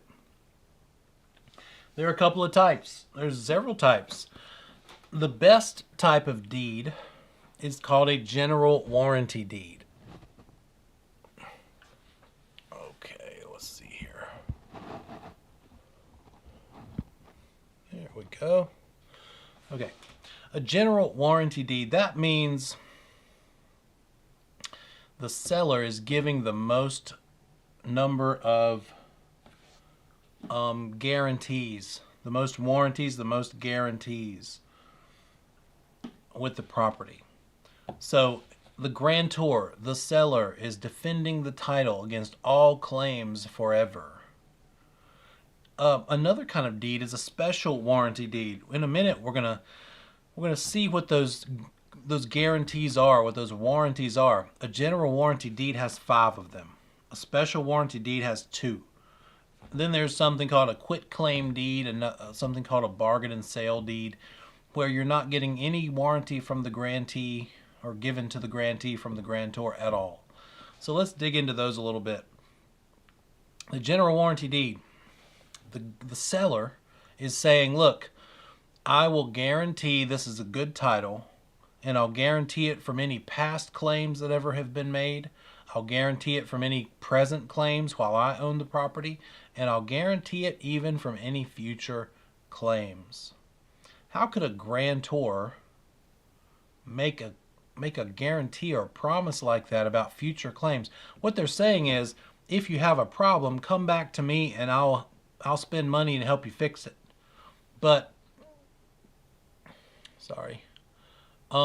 how's that possible? All that means is that if it's possible through title insurance. So if the seller can't afford it, the title policy that they had while they owned it would kick in and cover those problems that needed to be remedied. So let's see what all that means. Past, present, and future. And here are the promises. With a general warranty deed, there are 5 of them. The seller is guaranteeing, first of all, something called Seizen. It's the idea, like, imagine from the old days where you and your buyer, you're kind of on the top of a hill and you're just saying, you're presenting all of the land that you're selling to them and you're basically saying, all of this is what I'm selling you. I'm declaring that this belongs to me and I have authority to sell it to you. That's what Seizen is. This is my property. I am giving this or selling this to you. This is what I'm conveying to you. That's the covenant of Seizen. You're saying it's mine to give. I own it, therefore I can give it. I can sell it to you. You're also giving them a covenant of encumbrances. You're saying any liens that are against the property, if there are even any to begin with, we'll get them cleared up. You will not have the property that has liens on it. So if there are liens that they're buying the property with, if they're buying the property with liens intact, they can't buy it as a general warranty deed. The attorney won't be able to write up the deed as a general warranty deed. It would have to be something else. Probably it'll be a special warranty deed because it does have liens. But if it has no liens, then you can do a general warranty deed, free of encumbrances, free of liens. You're also giving them the covenant of quiet enjoyment. That does not mean you're leaving your radio down, you're keeping the sound level down. You're saying, I will protect against any third parties coming in and claiming that they own it too. I'm declaring that I'm the only one that has authority to sell this to you. You don't need to worry about anyone else coming along down the road and saying, oh, I own 10% of that, therefore you need to pay me also. I promise that won't happen. That's the covenant of quiet enjoyment. In a minute, one of these days, I'm going to figure out this camera. Okay, there we go. The covenant of further assurance. This is the one that makes it really special, that makes the general warranty deed special. This one says, look, I will help you clear things up if something goes wrong down the road. I'll help you track down information if needed to clear up some sort of title problem later. I'm so confident that there won't be a problem that I promise I'll help fix it if there is one. And then covenant of warranty forever. You can track me down even after the sale is done. I'm not vanishing in the night. I will help fix this. What if something does go wrong and it was a general warranty deed and they track down that seller and the seller is either dead or bankrupt or doesn't have enough money to fix the problem financially? Then the title insurance policy would kick in and pay to help remedy that situation. Because the title insurance policy, that's what it's about. It is insurance that the title is good and is solid. They're not going to give a title insurance policy. The title insurance company is not going to write a policy if they don't feel confident that there's not going to be a problem. So that's part of that title search process, which we'll learn a little more about. Now, if we can't provide a general warranty deed, the next best kind is a special warranty deed. In this one, the seller is not claiming or guaranteeing that they'll clear anything up from the past, or they're only guaranteeing for the amount of time they owned it. They're only saying, look, I don't know what happened before me, but while I was around, while I was the owner, we're good. And I will warranty the amount that I owned it for. The time period for which I owned it, nothing was a problem. I'll warranty that was solid, that was good. Just 2 of the 5 guarantees there. It is what you're going to get when you buy a bank foreclosure, by the way. If you have a property that you buy directly from a bank because the bank foreclosed and took somebody's house back through the foreclosure process, then what you're going to get is not a general warranty deed. It's going to be a special warranty deed. The bank is not going to say, we're going to warrant everything from forever. They're just going to say, hey, we're only going to warrant and stand behind the amount of time that we actually owned it. We don't know, that person we had to take it back away from because they wouldn't keep making their payments, we don't know what they were up to, but during the time we had it, we're good. That's a special warranty deed. With a quit claim deed, the seller is not giving any guarantees at all. The seller may not even have claim to the title. It's something used when there's errors that need to be fixed, right? It's not about the seller giving a guarantee. It's about, hey, let's do a new deed to fix a problem with the old deed. If it's a bargain and sale deed, there's no guarantees, and they do have a claim to the title. It's used to clear a cloudy title up. The judge has determined, look, we've got verification that they've cleared up their cloudy title, therefore let's issue a bargain and sale deed, and now we have a clear title with this property. So general warranty deed, special warranty deed, quit claim, bargain and sale, and then some other ones.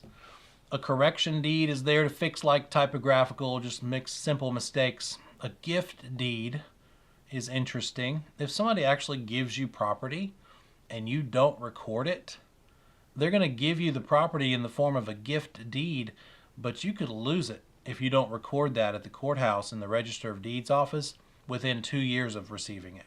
So anytime you get a gift deed on a property, hurry up and record it so you can keep it. Otherwise, you could be subject to lose that gift. They could take it back if you don't record it. A release deed is something you get when you've paid all your mortgage payments. Happy day, right? Have you ever heard of a mortgage burning party? At the end of those 30 years, somebody burns the mortgage because they own the property free and clear. They're going to get a release deed that says, you hereby have paid it all up. You own it completely. You don't owe us anything anymore. The mortgage has been paid in full. These other deeds are just kind of knowing, they're just the terms, just level 1 stuff. But all of the ones here in yellow are court-ordered types of deeds. A trustee's deed, a sheriff's deed because of some sort of foreclosure, judgment lien kind of thing, or a tax deed. All of those have to do with something the judge would order and decide upon. So, what are 3 types of deeds or title that a grantor might use to transfer property? What are 3 of those ones that we just talked about?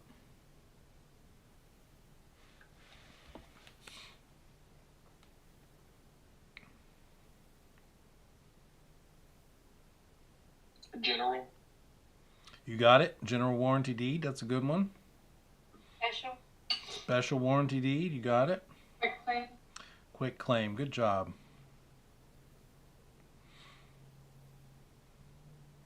Setting a timer so I don't forget to give you your break.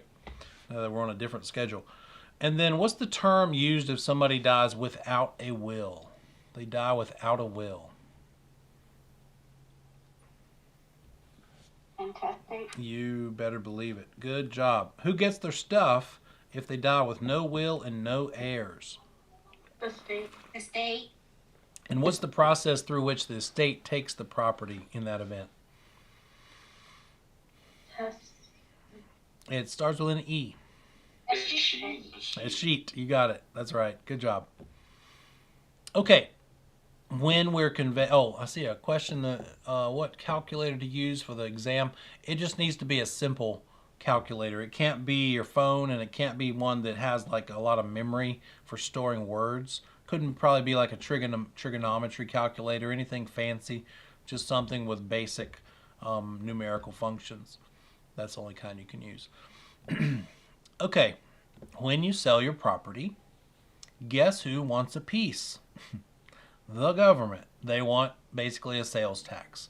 The government charges somebody to pay revenue stamps is the old-fashioned term. You might see it referred to, tax stamps.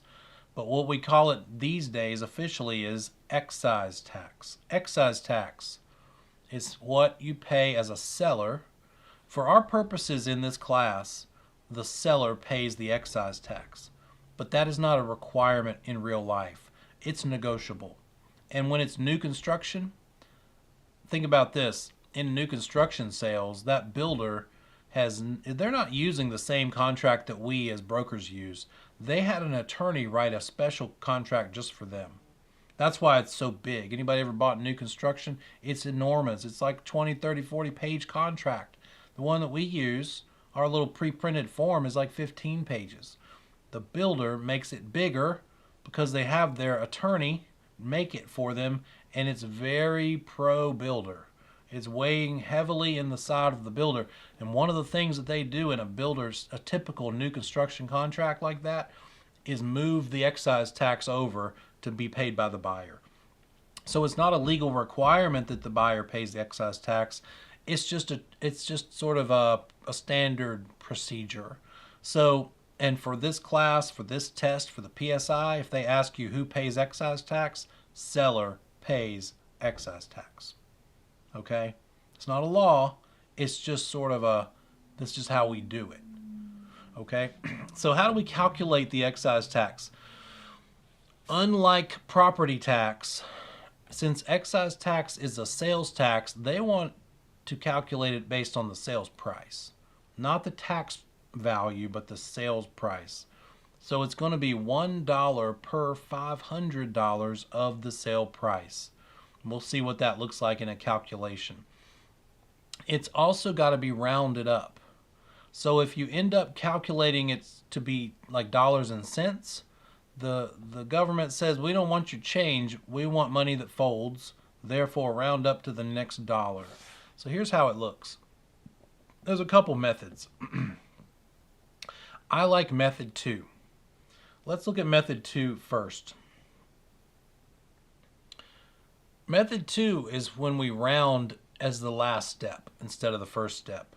So take that sales price, the property sold for $321,457, divide that by $500, and you get $642.91, or 0.914, right? That's just leaving it in the calculator. But you don't send them the change, you're going to round it up to $643. The excise tax the seller owes is $643. Okay? So you're just rounding up to the next dollar if what you end up with is cents here. Here's method 2. With method 2, you're going to take that weird sales price, and those last 3 numbers, the 457, you're going to round them up to the very next $500 increment. In this number, with this sales price, the very next $500 increment is literally 500. So instead of 321,457, you're going to round that up to 321,5 and divide that by 500. That gives you the 643, just like the other method does. So it just depends on which way makes sense in your brain. Pick one that you like and only do it that way. Don't try to work to know both.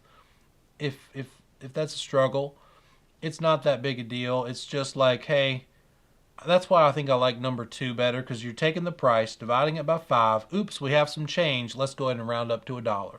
That just clicks in my brain better.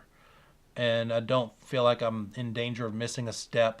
Also, if this number were 321,550, then what would be the next highest $500 interval if it were 321,550 as a sale price? You'd have to go all the way up to 322, right? That would be the next high. See, and already it's like, I don't want to deal with that. So be like me. Pick method 2. Here's an example. Here's a little quiz here. If the property sold for $793,618 and the buyer purchased the property with a loan for $650,000, how much will North Carolina charge the buyer for excise tax, and how much will North Carolina charge the seller for excise tax? Let me give you a minute and work that out.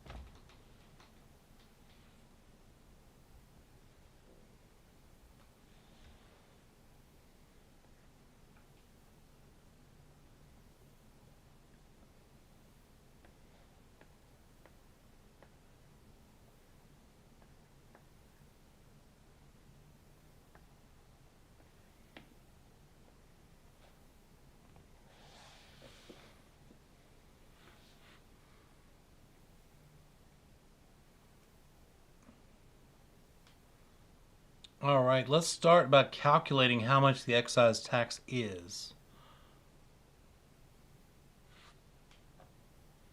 All right, we got $793,618. If we do it the way I prefer, we're going to divide that by 500. That gives us $1,587,236.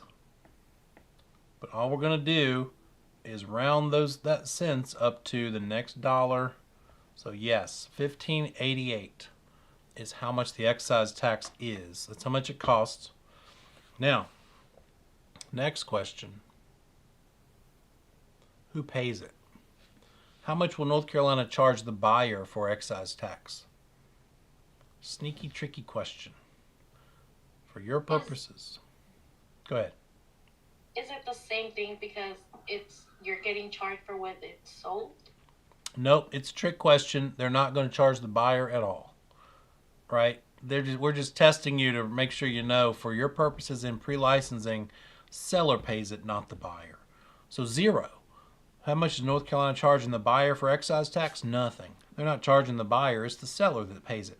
Our standard contract is written so that the seller pays the excise tax. That's how much of a normal, sort of a traditional thing it is, that it's written that way automatically in the standard form that we fill in the blanks to use.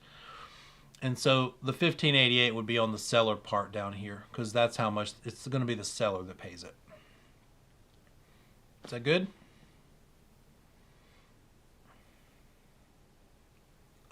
And there it is, if you want to see it in a formula.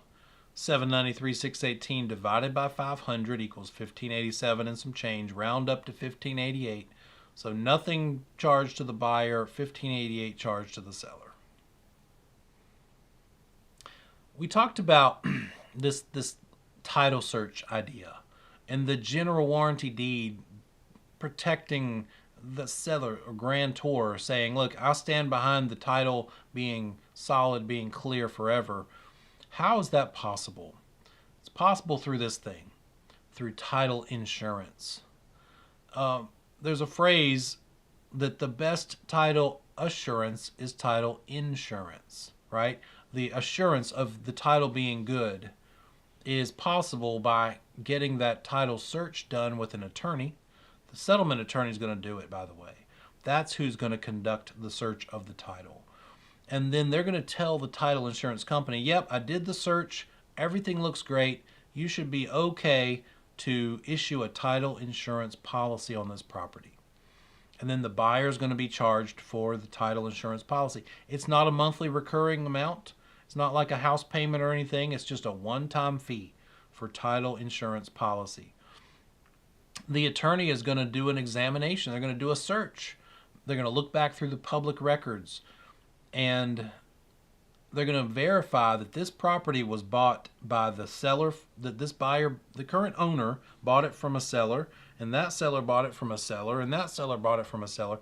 A grantor-grantee index is what that attorney is going to search. Sort of like the MLS. It's a database of sellers that sold to buyers. What was the name of the seller who sold that property to that buyer? Now that buyer is the owner, and whenever they sold it, who did they sell it to?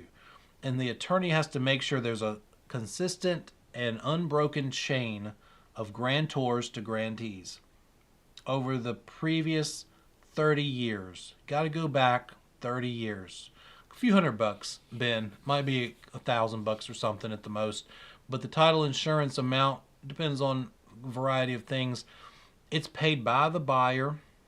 And as we'll see in a minute, I'm stealing my thunder here. I'm just kind of giving you all of it at once. There are two policies required. There's two title insurance policies that buyer has to pay for if they're getting a loan, because the lender requires that the buyer provide them with a title insurance policy, and the buyer themselves wants their own policy. Why two? Because they're for different amounts. Think about this. How much would you say as a buyer you're going to want that title insurance policy to cover? How much of a price? The amount the property is worth, right? If you're the buyer, you care to have coverage for the value of the entire property. But if you're the lender, only loaning maybe, say it's just a 50% loan to value ratio. In other words, the buyer's putting, it's a $300,000 house, and the buyer's going to put $150,000 as a down payment. The only amount of coverage the lender cares about is the amount that's being borrowed from them. So the buyer is also going to take out a title insurance policy with a coverage amount of $150,000. That's the lender's policy. So there's two if it's a loan. Buyer has to pay for their own owner's policy, and they have to pay for the lender's policy. The owner's policy is for the full value of the property. The lender's policy is only for the loan amount being borrowed. What is it about the loan amount that happens over time that we'll learn about in a future chapter? You make your house payment every month, the amount you owe that lender goes down every month. So the title insurance policy that covers the lender goes down every month. There's less coverage needed because there's less loan amount involved, because you're paying the loan off over time. And eventually, when you pay the entire loan off, there's no need for a title for a lender policy anymore. But you're going to want to keep your owner's policy. Again, you don't have to keep paying a monthly. It's just a one-time amount. So that attorney is the one who's doing this title search. They're looking for any sort of clouded problems on the title, any sort of encumbrance issues, any sort of liens, judgments from a court action, a lawsuit. They're looking for like a disgruntled cousin that maybe has proof that they own a portion of the property and only the current residents who live there and own it have signed, and so we need to get another signature because there's another owner out there we can't locate. So the attorney does a search.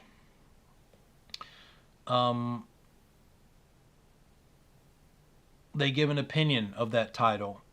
The title insurance company issues the title insurance policy that covers the title or the deed so that it can be sold. Here's something that's not a North Carolina thing. You might see the term on the national portion of the exam called abstract of title, and we don't do that here. A lot of states require it, but we don't. You normally do it. It's just a very elaborate, detailed, chronological history of title. We're not looking that deep. We're just going, basically the attorney's looking at the grantor grantee index, who sold it to who over time. So we don't do abstract of title in North Carolina, but you might see this on the national part. The purpose of the title insurance is to protect the parties, both the lender and the buyer, from any sort of financial loss that could come from a defect in the deed or in the title. And there's that phrase, title insurance is the best title assurance to make sure everything is good. Here's the two policies. The borrower/buyer, who's going to be the new owner, has an owner's policy for the value of the property, and that's just staying up here, right? It's not changing. He wants that level of value of the property. So he also, though, because he's borrowing money, has to take out a lender's policy. It says that so that lender has coverage, and the lender's coverage decreases over time as the loan amount decreases over time. If there's no lender, if they're paying cash, they don't have to get a title policy at all, but they should. It's a great deal. It's not that expensive for what it is. And so all they would have would be the owner's policy. Here's that Connor Act we talked about. Think about oil. The acronym is DREAM Oil. So there are some documents that must be recorded in order to protect against third-party claims. That's the Connor Act. Documents that should be recorded in order to protect against somebody else coming along and claiming ownership.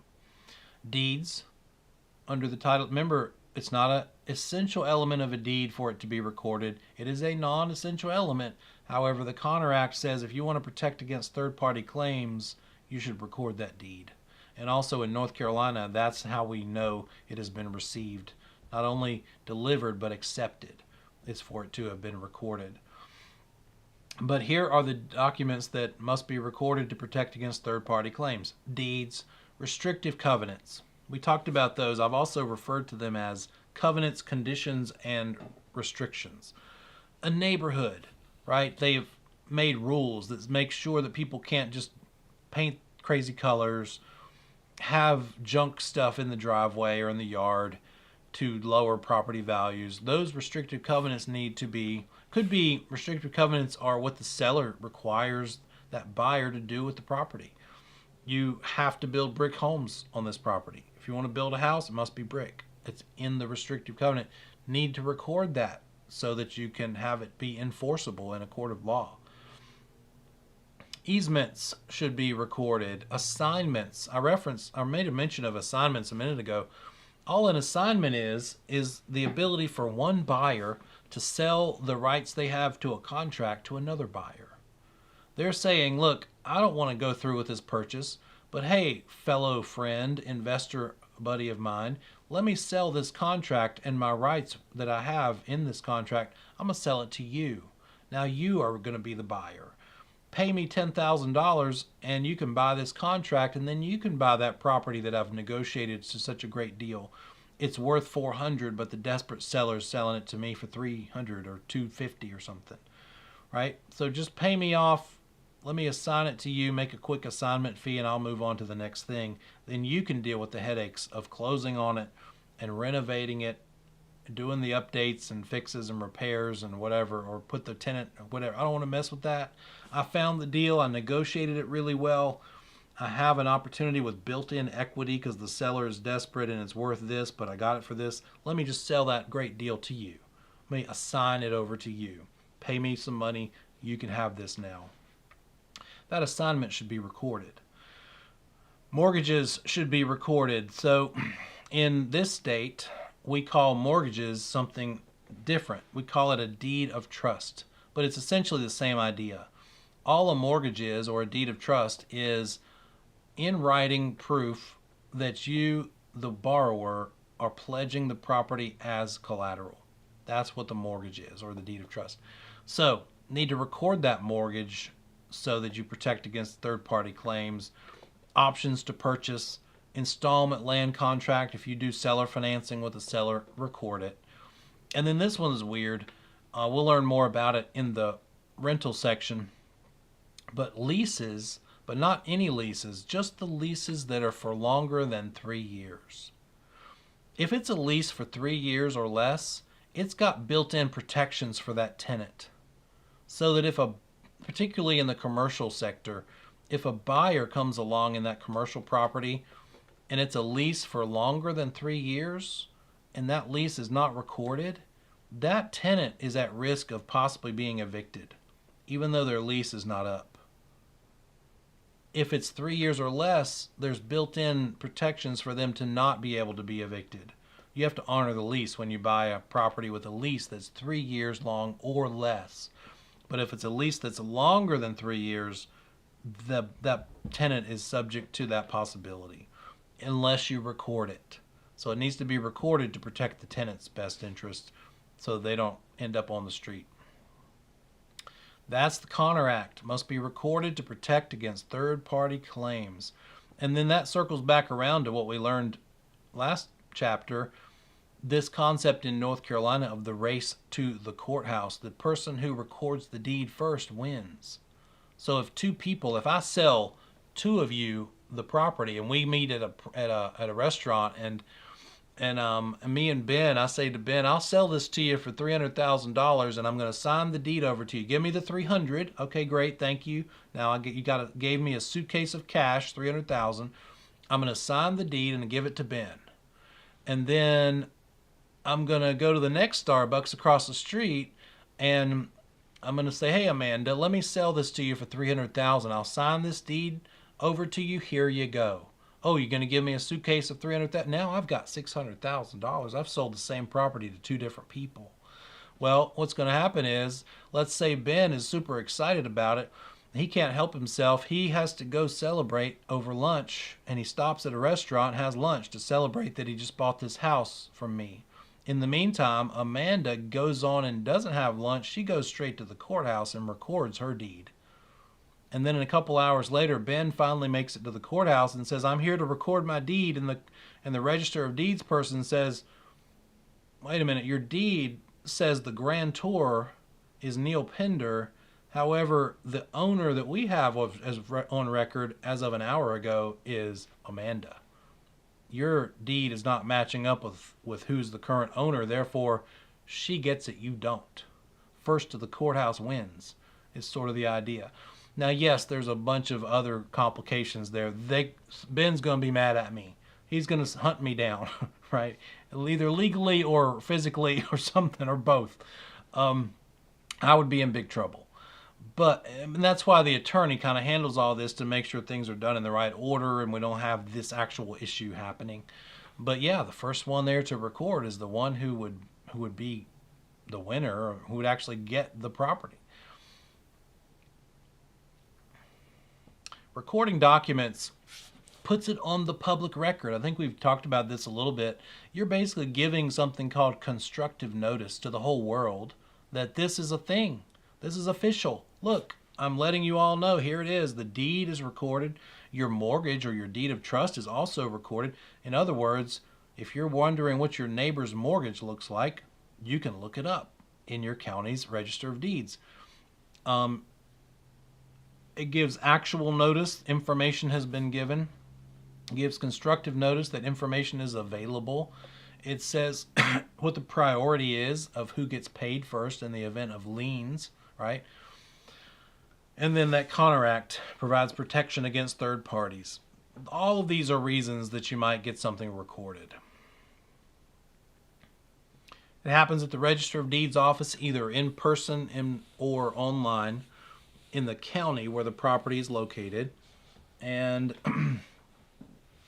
remember, though, the essential elements of a deed do not include recordation. Doesn't mean that it's not a valid deed if it hasn't been recorded, but there are other reasons for it to be recorded. Not to make it valid, but to comply with the contract, to make it so that it's got a protection against third parties. And then also in North Carolina to make sure that it is considered closed. You don't have a closing until you have a deed that has been recorded. You don't get your commission check. Seller doesn't get their sales proceeds. And the buyer may or may not get the keys. The seller could choose to let them go ahead and get the keys if the seller feels confident that the recording is going to happen. Maybe like on Monday and it's Friday and all we have to do is record. But it's not official until it's recorded.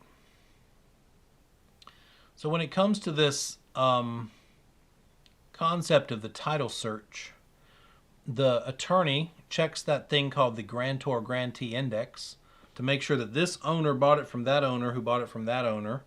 How far back do they need to go? What if it's a 100-year-old property?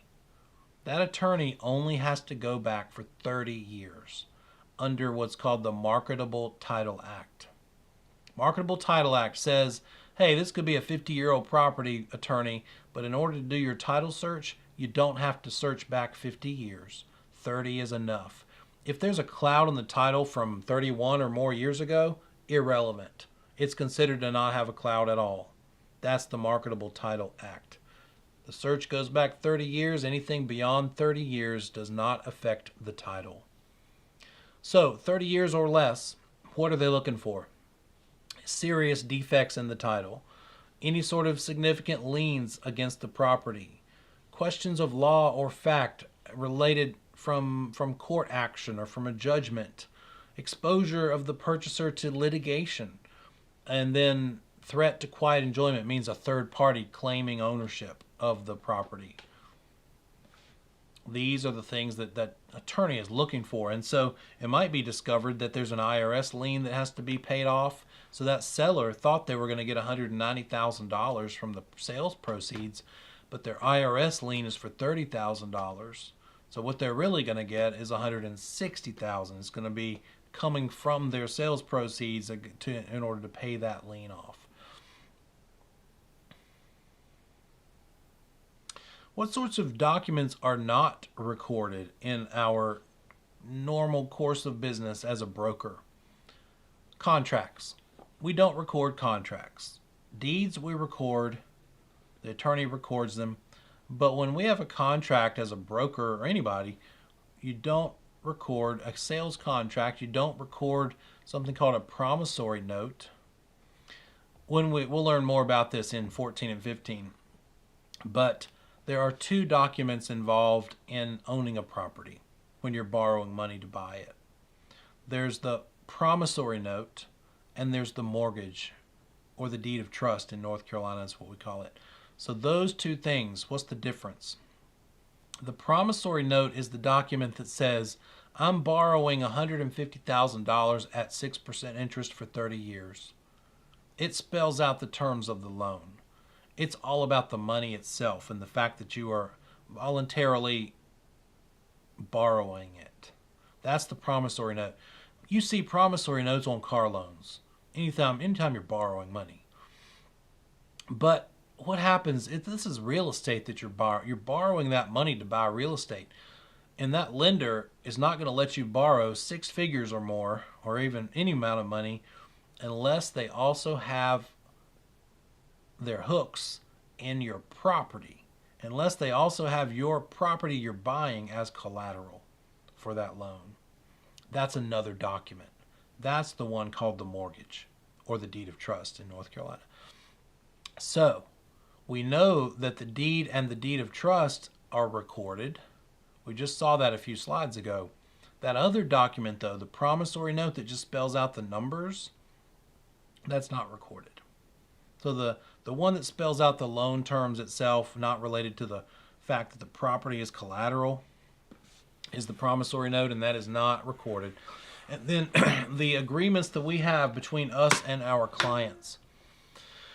If we're a buyer agent for a buyer or a listing agent for a seller, we have agreements in place to, we're going to learn in 7 and 8, protect ourselves. Those agreements are there to protect us. If that consumer, if that buyer, or if that seller could get away with it and you would allow it, they would love to not sign anything when they hire you. That way they could dump you anytime they wanted to and not owe you anything. But it's for us in our firm that we want a listing agreement or a buyer agency agreement. So agency agreements are the things that spell out that relationship and the fact that you're doing something for them for money. That agency agreement does not need to be recorded. It's not recorded. It's just not recorded at all. These 3 things. And so the test question could be, which of the following documents are recorded? And it could say sales contracts, promissory notes, agency agreements, and deed of trust. And out of all of those, best answer is deed of trust. Or sales contract, promissory note, agency agreement, or deed. Or, right, anything that does need to be recorded, option to purchase. So just have a good handle on that. What are the 2 methods of title transfer? That was like one of the very first slides we looked at. The 2 overarching big buckets full, so to speak, of title transfer. Happy and sad, right? What's the happy kind? Voluntary. You're doing it on purpose, voluntary. And then the other one would be Involuntary. involuntary. What would a buyer be advised? Why would a buyer be advised to get title insurance? This might be a thinker. Why do we tell the buyer you need to have title insurance? Not just because the lender requires it. Let's say it's a cash purchase. Why is it a good idea to get title insurance?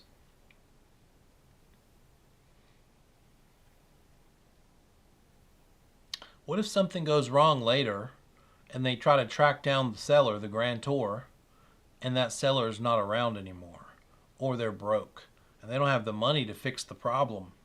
There's some issue. Title insurance is going to kick in. You got it. That is why.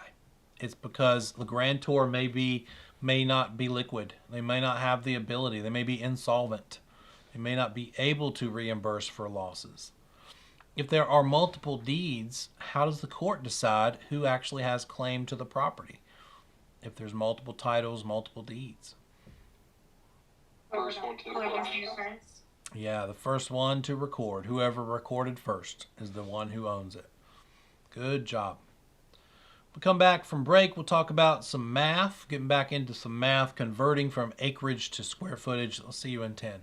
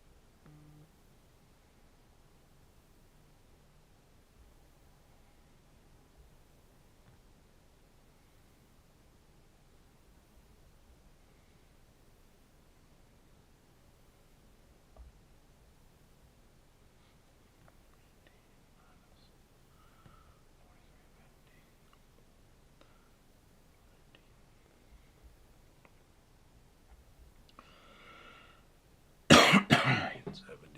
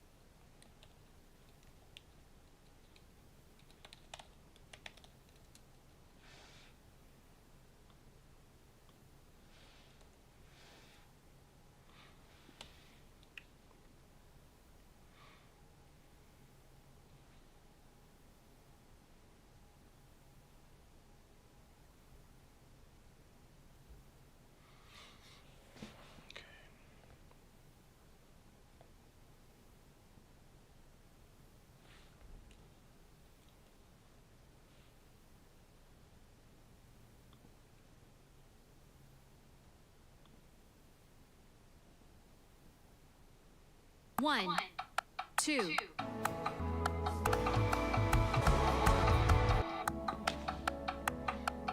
Bridge.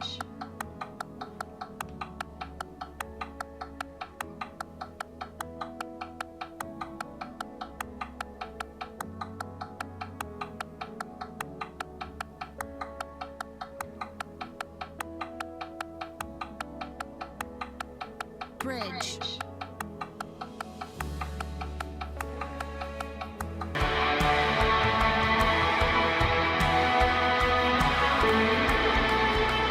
One, two, 1, 2, 3, 4, 5, 6.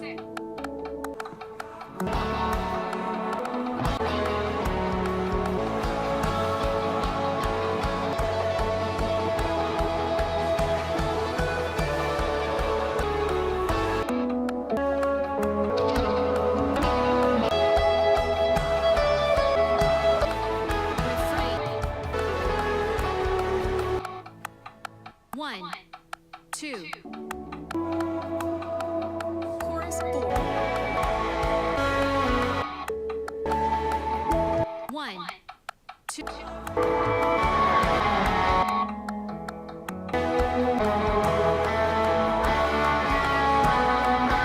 One, two.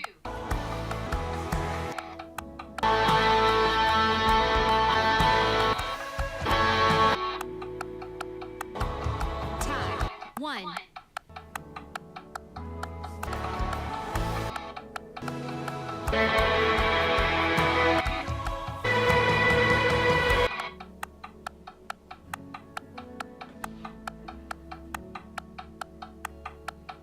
Ending.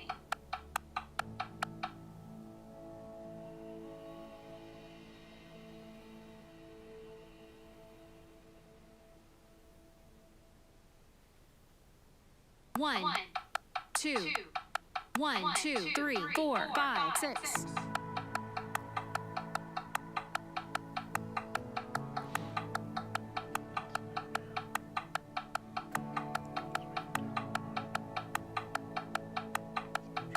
One, two.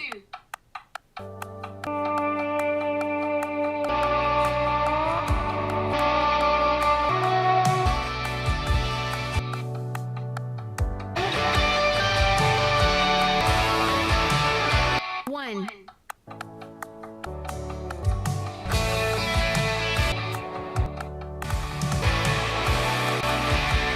One.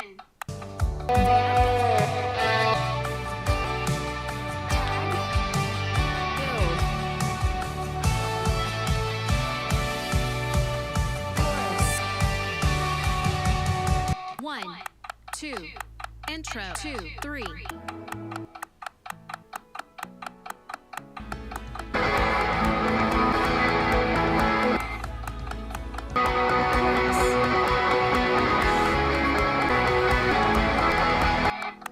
Chorus.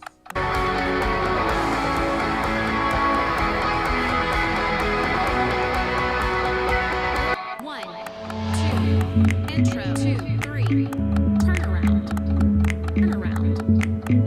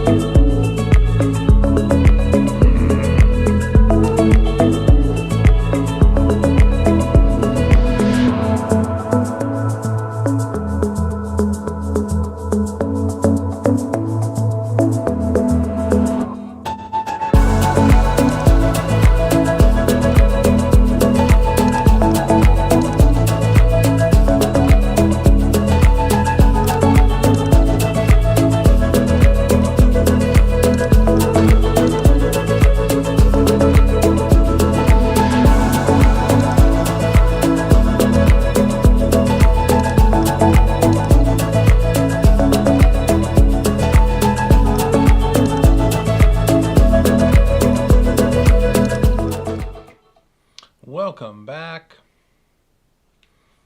Okay, let's put our math hats on, get into some of this, and talk about calculating the area of land. Area of land, just a simple rectangle. That's probably all you're going to run into for the class. In real life, you're going to suggest the seller or the client get a survey anyway. But if you're trying to just get a rough idea, you do need to know how to do just simple geometry. And all this is one side times the other side. So in this case, the area in square footage, by the way, can you hear me okay? Make sure everybody's good. Okay, thank you. The area in square feet is width times depth. Width being the road frontage and depth being the distance back from the road. So 325 feet of road frontage and 157 feet from the road back looks like this. 325 times 157 gives us a whole bunch of square feet. It gives us 51,025 square feet. How many people have ever looked online maybe and seen some listings and seen lot sizes given in square feet? It's kind of confusing. It's like, don't tell me square feet, tell me acres. So here's how we convert. We take that square footage of the lot and we divide it by these ladies. Because the way you remember how many square feet are in an acre is 4 little old ladies. I literally searched for 4 little old ladies and found this picture. 4 little old ladies driving 35 miles an hour in a 60-mile-an-hour zone. That's how you remember the square feet in an acre. You could also remember it by 7-Eleven. I think I've shared this with you before. 4 plus 3 is 7. 5 plus 6 plus 0 is 11. The convenience store 7-Eleven. So we take that number of square feet in that lot and we divide it by the number of square feet that we know is in 1 acre. And that gives us the other thing on the bottom there, the actual number of acres. This is one you can put in your page, on your page of circle formulas, of T formulas. Here are how to convert square feet to acres or back and forth. So if what you have is the number of acres and you want to convert that to square feet, you'll plug that number of acres in that bottom left position, and that'll tell you that you need to multiply that by 43,560 to give you the number of square feet. And so now you can go back and forth if you know this. So back to our example, 51,025 square feet that we got by multiplying 325 times 157. That's in the top. Divide it by the square feet in an acre to get the solution of how many acres is this? 1.17 acres. Okay? Now, if all of that is just silly to you and you're like, I can just do that in my head, I know what to do with the numbers in my head, great. Take it and run with it. Do your thing.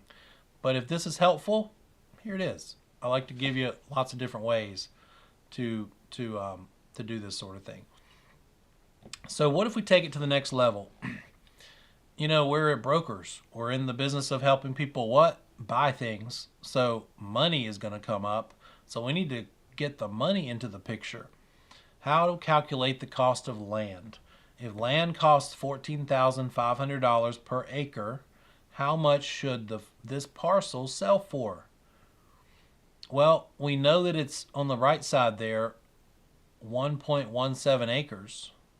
We multiply that by how much it costs per acre, 14.5. That tells us that this lot should be worth $16,965.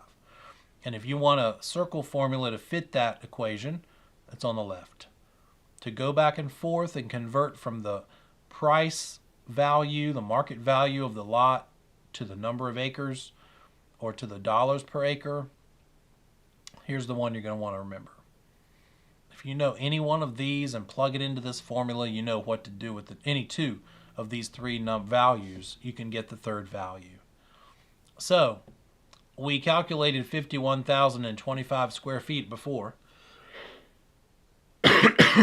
That's square footage.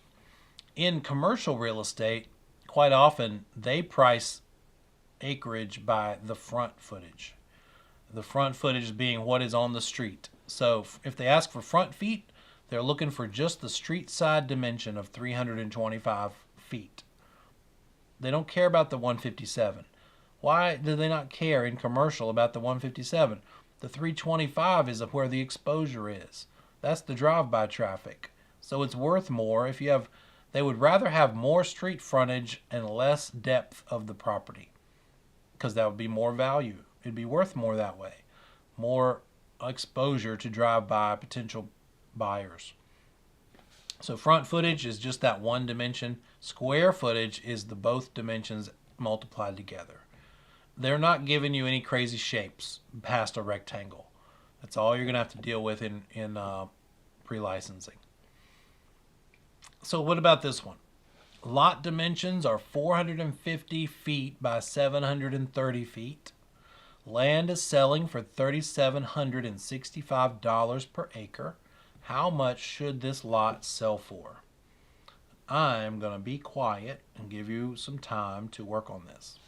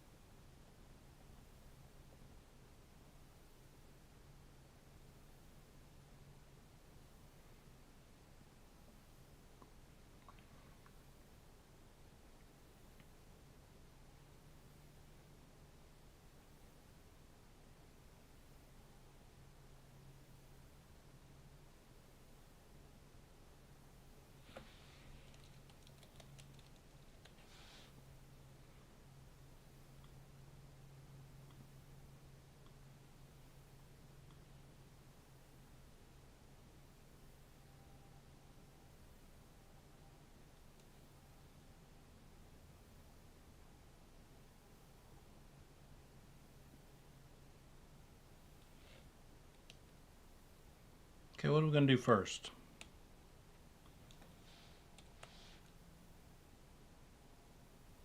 Multiply the wink by the lid. You got it. 450 times 730.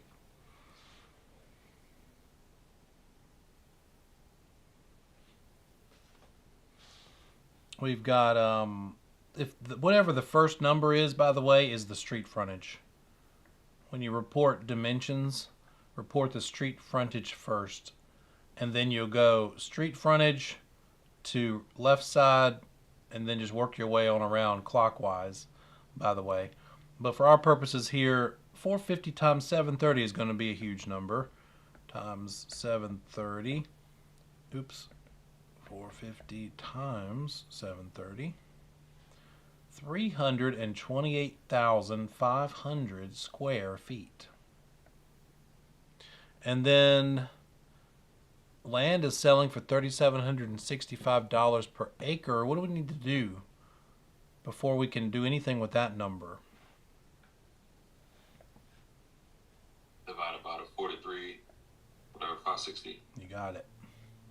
Divide by 43560 gives us 7.54 acres. Now that we know how many acres, we can multiply that 7.54 acres by the dollars per acre, and that was $37.65. And I'm just going to leave this big fat number in the calculator times the $37.65, and that means 28,393. If you got something different, that's okay. It might be because instead of leaving that number in the calculator, let's see, we had that you cleared it out and wrote it back in as a rounded version, and that's okay. So yeah, 28,390 something is what this lot should be worth approximately. Here's the pretty version.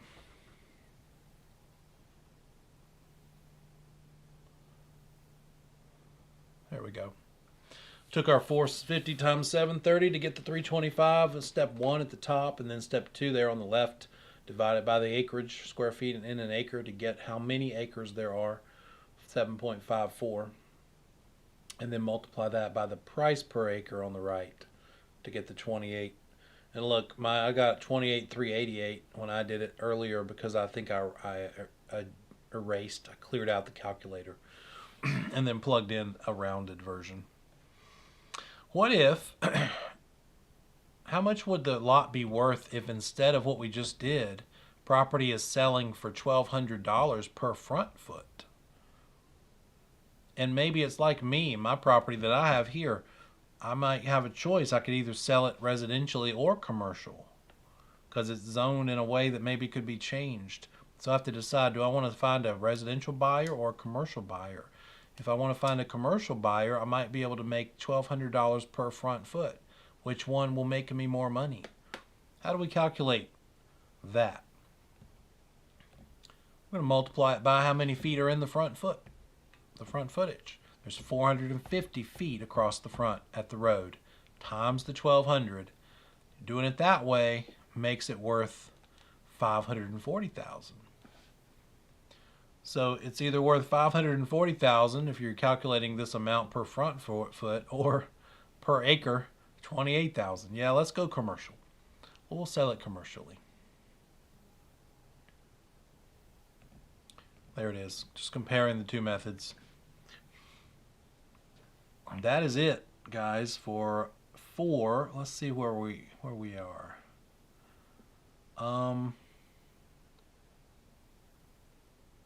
Made our way through these things. Let's talk about land use control. I think is what we're going to next. Yeah. And then if we have time, we'll get on into environmental. That's a quick chapter.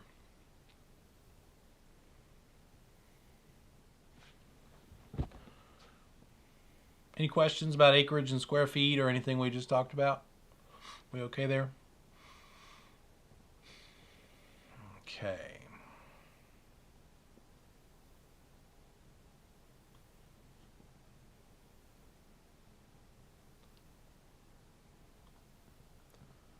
Here we go.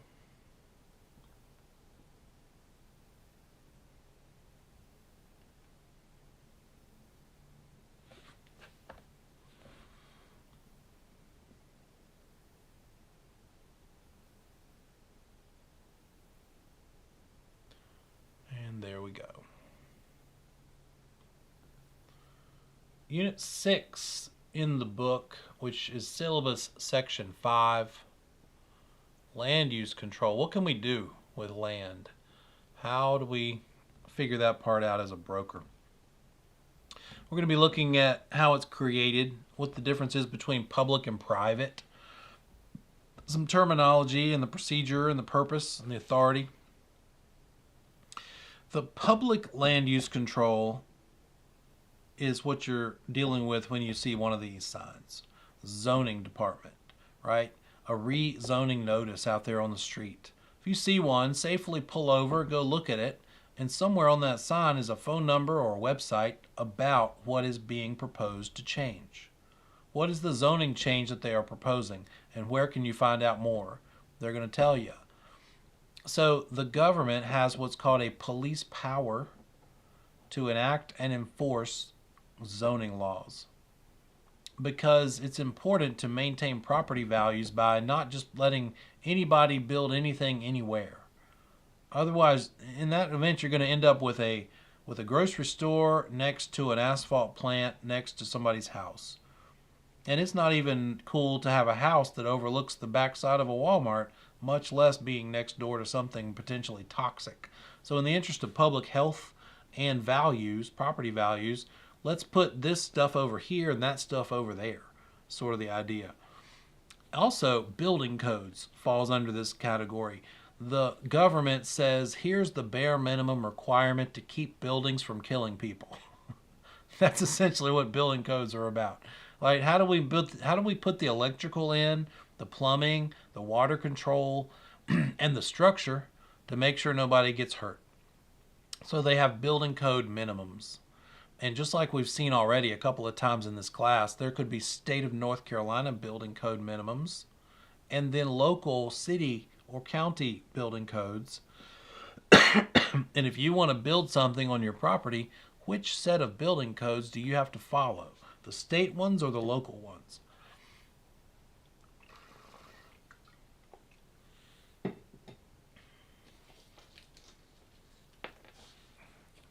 Which one?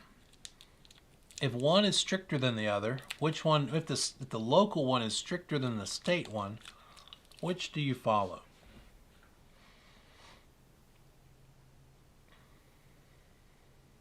The stricter one. Yeah, it doesn't matter that it's local. Sometimes we think, oh, the state one is bigger, it's a bigger form of government, so we've got to follow the state one. Don't worry about the local one. Nope. The stricter one is the one you have to follow. You got it. And then zoning also regulates land development. Here in Concord, if you want to develop your property for commercial purposes, there's some I just lost my vocabulary word. There's like ordinances in place that say you've got to put sidewalk in front of it. If it's in the city limits, you can't just throw up a business. You've got to have in your budget the ability to put curb and gutter and sidewalk and certain amount of aesthetic requirements. We don't want this thing just to build out and end up looking like an industrial town that's just ugly. It's got to have a certain level of what we've decided is going to make our town or city look right. So that's just got to be part. You can't build as big as what you thought because you've got to have a certain amount allotted for maybe sidewalk or other requirements like that. So what does this matter to us as brokers? If we're helping somebody, we need to discover and disclose what the zoning laws and rules, as well as the private land use controls in the form of restrictive covenants are. So there's public land use controls and there's private ones. We've talked about the private ones. Those are covenants and restrictions, like for a neighborhood. Zoning are public ones, right? Public land use controls. Who enforces zoning laws? The government through its police power. They're going to send you a notice from the city. I live on this street that's zoned industrial and commercial. There used to be a church. The church started a daycare. That's still there, but the church left. There's a school on one end of the street. There's a automotive repair on the other end of the street, and there's me and my neighbor in the middle. And we're the last two residences. And so it's zoned industrial. And one day I got a notice from the city of Concord, and it said, we've been made aware that you have an untagged vehicle on your property. and there's a city ordinance, there's a law or something like that that says no untagged vehicles allowed in a residential area. Got this official document from the zoning guy at Concord, and when I read it, I thought, I think I know what happened. I let some friends of mine park their moving trucks on my property. Just some buddies, and they'll pay me some money. I don't have official and a formal lease. They just have these huge trucks, like 3 26-foot long trucks, and they can park there. Their workers can park here and get in the truck and do the job, come back, get in their cars and go home. There's room. I don't care. They throw me some money from time to time. No big deal. I wouldn't do anything else with it anyway. I'll bet one of those people who had to pick their kid up from school had to wait for 2 seconds while my buddy had to back his moving truck into my lot, because that had to happen a lot. And I bet somebody was mad about it, looked around my property, saw that the Expedition didn't have a tag on it because I didn't use it, and turned me in. That's what I think happened. And so the city guy just fired off a stock letter and said this thing. And so when I read that letter, I thought, this is easy. I'm going to enjoy this phone call. So I very politely called the number on the letter and I said, hey, got this letter. And he looked it up and he's like, yes, sir. You can't have an untagged vehicle. Your vehicle did not have a license tag, and therefore you can't do that in a residential area. And I said, oh, okay, well, this is not in a residential area. I'm zoned industrial. And there was a pause while he did some tapping, and he looked it up and he's like, oh, well, you're right. Sorry about that. You can disregard the notice. And I said, you better believe I can disregard it. I was nice. I said all that in my head.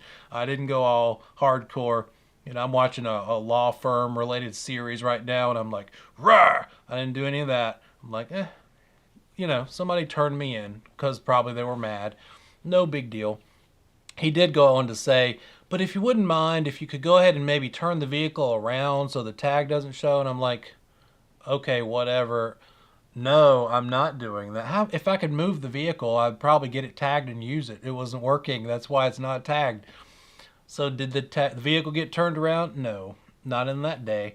I just left it alone for another several months. I dare you to turn me in again, right? That's the joys of the city limits, right? Zoning laws. Public land use controls. The purpose is this: to keep everybody safe, health, safety, welfare. There's a master plan. There's probably a master plan on file for your city or your town you live in. What do we want this city to look like in 5 years, 10 years? We need to do some stuff today to lay the groundwork for then. And in the city of Concord, there's this multi-million-dollar plan in place that's starting to really take off. They're doing some significant things. They're adding a huge section to the old courthouse. And then in Kannapolis, they're doing the same thing. Bunch of money they're spending to make it bigger because more people are here. They got to do more things. In Kannapolis, they took the old Main Street, turned it into a pedestrians-only section. So it's just a nice little walk, pedestrian-only, to get to the restaurants. You have to park the end, and then you can walk through the safe, no cars allowed section. That would be the long-range planning kind of thing. Subdivision regulations. When you establish a subdivision, what do you have to do? There's requirements. You can't just say, this is now a subdivision. There's requirements in place to say, here's how we're going to handle them. We talked about building codes. We'll get a little more into that before this is over. And then environmental regulations are going to depend on what is the environment like where you are. Some of you, I guess, are in the Triangle area. Anybody on the coast? Anybody out to the far coast? Jason, who you heard from for an hour in the first day, the director of the school, he lives in the Outer Banks. And so anytime there's water, especially fresh water meeting salt water, you've got big time environmental regulations. That's a very delicate ecosystem. Or like Lake Norman, you can only do certain things there at the lake and the waterfront. I knew some rich old dude one time, and he was kind of bragging, and I was like, you're supposed to be, you have a certain good reputation, and I'm seeing sort of behind the scenes right now. And he said, yeah, I needed a deeper area at the end of my dock because I wanted a bigger boat. So rather than try to get a permit and them denying me because they weren't allowing people to dredge out and dig out in the water, I just went ahead and did it. and they caught me, and if they want to fine me, I can afford it. I can pay the fine and get what I want rather than apply and then them tell me I can't do it. I'd rather ask forgiveness and pay for it than to ask permission. Okay, you do you, whatever. Rich people problems, I guess. But part of that would be because it could harm the ecosystem. Is why they might not want him to do sort of that dredging kind of thing.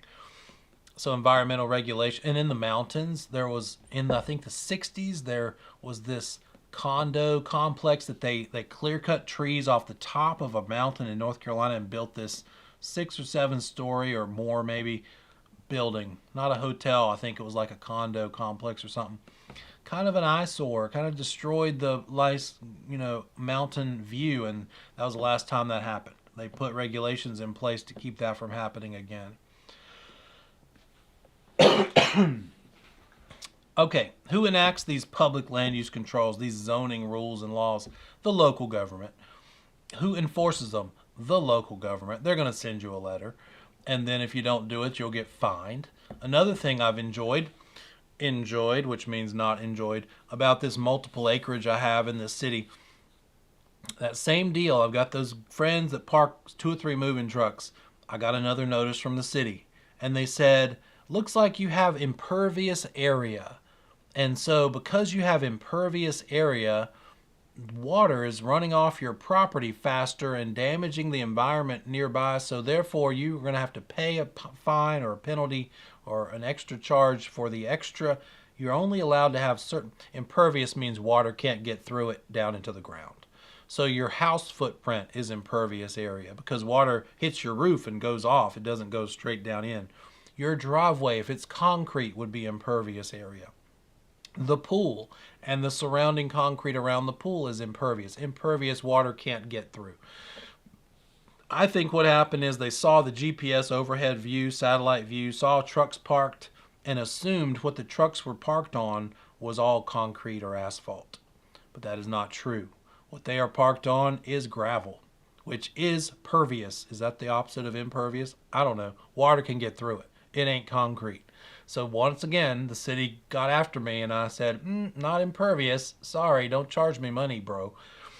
So who enforces? If I were wrong and it were indeed this huge acre of concrete and they had a valid claim, I would have had to pay extra money. They would have fined me, and ultimately that fine could have turned into a lien. So zoning is the exercise of this police power by the government. By the way, these are all this idea of public land use control. When we're talking about the private land use control, which means what you can do in a neighborhood because the developer of the neighborhood said so, what kind of house, what size, what type can be built. If you violate that and there's no HOA, who enforces that violation? It's not the government because it's a private land use control. Who enforces that? The local real estate board or No. It's more straightforward than that. It's just the owners, just your neighbors. They would have to sue you over it. That is not a police power of the government. It would be your neighbors taking you to court, suing you for violating the covenant and restriction. Do they want to pay to sue you? Maybe, maybe not. Right? So that's what happens with that's the enforcement side of a private land use control is being sued by your fellow neighbors. The enforcement side of a public land use control is the government because that is their police power to do so. Send you letters and fine you for things. Okay, what sorts of things can these zoning laws dictate? They can say what size lot. They can talk about the density of the lot. How many houses can you build on it? That depends on what the zoning is around you. And if you look up zoning, you might see in residential areas that it's zoned R3. And typically that means 3 properties, three houses per acre, for instance. R3 would be a less dense zoning than a townhouse zoning, which would probably be more like R10 or R15. Could you get 10 properties on an acre? Yeah, but they'd have to be packed in pretty tight. So If you see R10, that's a higher density zoning category. Out in the country, you might see like R1. So no more than one house per acre allowed. And then also there's rules for like livestock out in the country. How many acres do you have to allow per horse, per cow, stuff like that. Setbacks. We talked about setback lines, and that's all we're talking about. How close to the property line are you allowed to build? Because that, you might want to stick your house way off in the far corner so you have a bigger yard, but it might look stupid. And you're trying to protect the look of the area, therefore you've got to have that house closer to the center of the lot. Or setbacks from the public right-of-ways, public roads. Got to have enough room so that they can widen the road. Sometimes they're not widening the whole road, they just want to make the shoulder bigger. And so if you're crowding that line next to the road, they don't have room to do that. That's why setbacks are in place. Or to be able to provide utility easements, drainage easements, rights of way, things like that. In downtown areas, you could have an amazing lot that has a wonderful view, but then the person buys the lot next to you and builds a property or a building that's 10 stories tall and kills your view. So if the view is the big thing, like on waterfront, oceanfront, downtown areas, there might be some sort of building height restriction. You can only build so high. And then what can you do with it? What are you allowed to build on this thing? Does it have to be, is it commercial and office complex? You wouldn't want an office complex next to a landfill, for instance, right? So what can you do in protecting those natural resources like the delicate ecosystems? And then even down to the aesthetics. One, I think we're going to get to a slide about it in a minute, but one that applies to style, type, and appearance are historic houses. Anybody been to a historic section of a downtown? They want to keep it true to the era, right? And therefore, if you buy a house in an historic district, you have it's got a residential zoning, but it also has an overlay zoning that it's historic. In other words, we'll touch on this in the valuation chapter 17. If your front door gets damaged on a historic house, you can't just go to Lowe's and buy a cheap front door. Not just any old front door will do if you own a historic house in the historic district. They're going to require you to get a period specific, true to the era front door. Lowe's doesn't sell those, right? You're going to have it made, and it's going to cost more. The reproduction value costs more than the replacement value, right? So, size, type, and appearance of structures. What can you do with it? Also, in the historic areas, if you have a historic house and you don't want to live there anymore, you just want to rent it out, you also could run into ADA laws and rules. It's got a cute, quaint house with these abnormal door widths. But if you're renting it out, you better be able to accommodate a wheelchair because you chose to rent it out and it's a historic property. Oops, not wide enough for a wheelchair. You can't turn that renter down just because they have a wheelchair and you need to widen your doors. And you're like, I'm not chopping into a 100-year-old door frame. Well, you shouldn't have tried to rent it out. Maybe that's not the best house to rent out. That would be a discrimination against handicap. So, zoning has things in place to keep certain areas looking a certain way. That's what all these things are sort of about. It's public safety, and it's keeping values up, and it's adhering to certain appearances, styles, and types. I was going to an education conference related to real estate several years ago and driving through Cary, and I'm sure many of you can relate. You drive through certain parts of Cary, and I just needed to find a CVS, a pharmacy, and I could not see one as I was driving. It's so pretty, and it's got so much greenery and trees and all the shopping areas that I had to pull into every single one and find a freaking pharmacy. I'm like, can we not be so pretty around here? Could you at least let me see what I'm driving past on the road? Do I relate to you right now? Do you know the areas I'm talking about? And, when you're in a new area, it's kind of nice to be able to drive and see what's what, but maybe they took the aesthetics a little far. I don't know, but it was pretty. there's something called a buffer zone in zoning, and it's really just when we have land that separates two different uses. It's an area to make a nice gradual transition from residential to commercial or residential to industrial.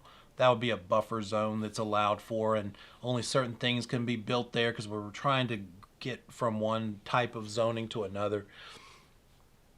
A cluster zone is when we have multiple uses within a project. So like a Birkdale, if you've ever been to Huntersville off of exit 25 where 73 crosses near I-77, any sort of a combo of commercial and residential and maybe office.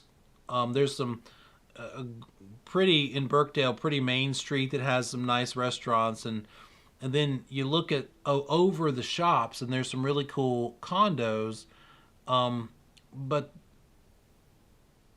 they're expensive, right? You've got to have certain looks, certain aesthetics in place, but it's a combination of uses, flexible uses, multiple different uses in the same project. PUD there at the bottom just stands for planned unit development. So putting multifamily, meaning like duplex, triplex, fourplex, along with single family in a planned unit development. So, what sort of authority does the government have with related to zoning?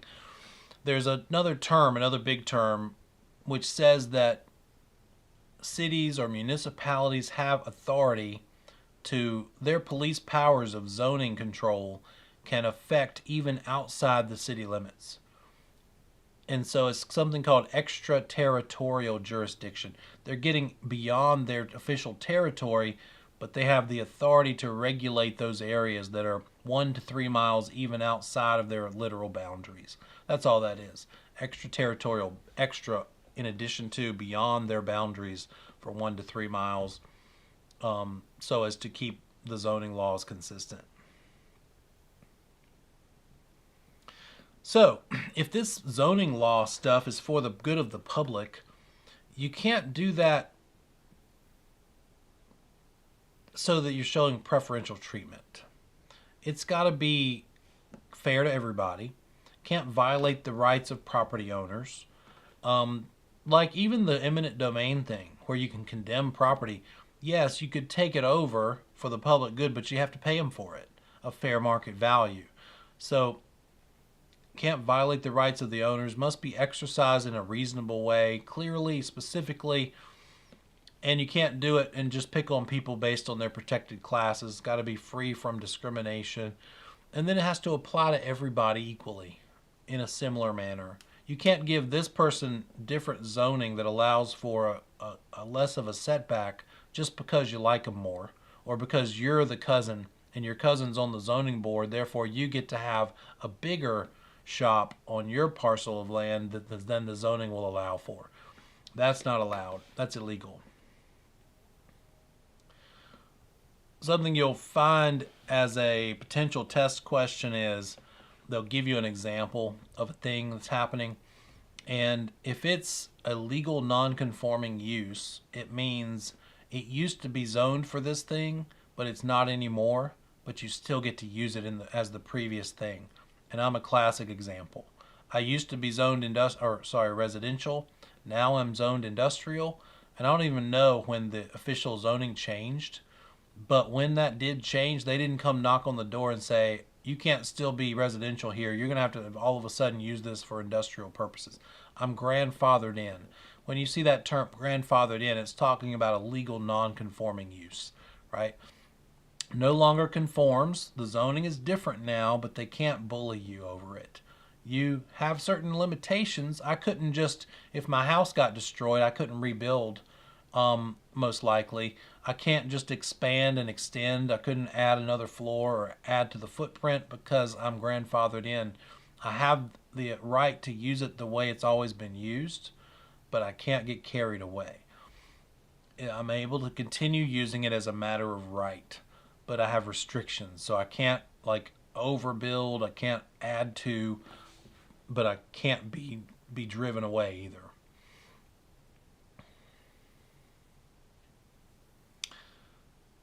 when you can prove that you would have an undue hardship, you could be given a variance. You are allowed to vary from the zoning of that area. And so if that owner can prove that this zoning law is putting me under an unfair, undue hardship, therefore, please let me keep using it this way, which is different from what the zoning is for that area. It could be that, here's a classic one I saw on a test question or a practice test. The city takes over the front yard or part of the front yard through eminent domain. And when that happened, it made it so that the property was too close to the property line in the front. So it violated the zoning required setback line. You with me? Well, that wasn't the owner's fault. It was because of the eminent domain that this happened. They're not going to be able to make that owner move the house back so as to allow for the proper setback. It wasn't their fault. They are suffering an undue hardship if they were to have to pay or do something because of that setback.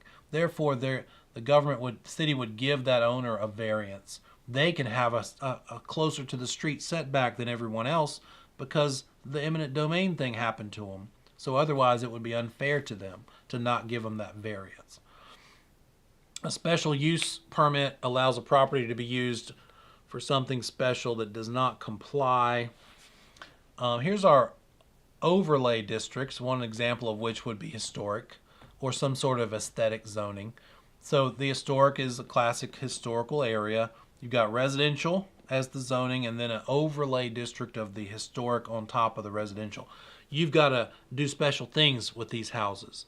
You can't just slap up some quick and easy and cheap repairs. You got to repair them so they're period specific. Have you ever seen like a true Victorian house that has all the ornate scroll work in the wood? And that's what rots the fastest. So when they repair that stuff, they can't just chop it off to nothing and make it try to look like a contemporary house. They have to basically make it the way it was because it's in the historic area. Or it may not be historic. It might be aesthetic. In this area, we require through the zoning that they're all single level properties. So they must all be no higher than this amount of height for these kinds of houses. Spot zoning is illegal. If you see something that looks like this where the owner is benefiting and it's not consistent with everyone else and what they have to do, this one person is getting special treatment, that's spot zoning. That's illegal. It's sort of the idea that maybe it's your cousin who's on the zoning board and therefore you're getting away with maybe having a 2-story house when it's zoned only for 1 story, or you're allowed to have an R3 usage. You can put a 3-family property on this and it's R1 on everyone else around you in that area, benefiting the owner, not fairly applied to everybody around, and it's illegal. So as a broker, what do we do when a customer or client has a question about what can I do with this? What are the zoning requirements? Or what's the usage allowed for in this property? What's our move?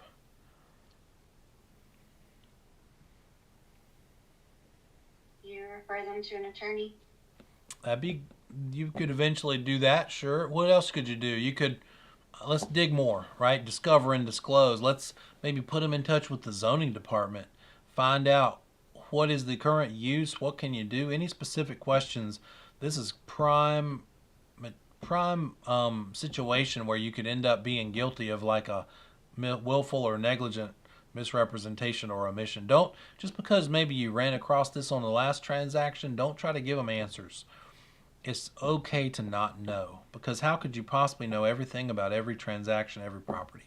The safe bet, get that liability off your shoulders to say, you know what, I think it might be this, but let's find out how it specifically is for this property for you. See what the deal is on this zoning for this property, because those things are easy to change. We want to make sure that we're not representing something untrue. Okay, what about this question? What constitutes a subdivision? How many lots? You get 10 acres, for instance. Let's say you have 10 acres you got from a a great uncle, and you want to divide it. What's the minimum number of lots you can divide that into before it's considered a subdivision? The definition of a subdivision is at least how many lots or more?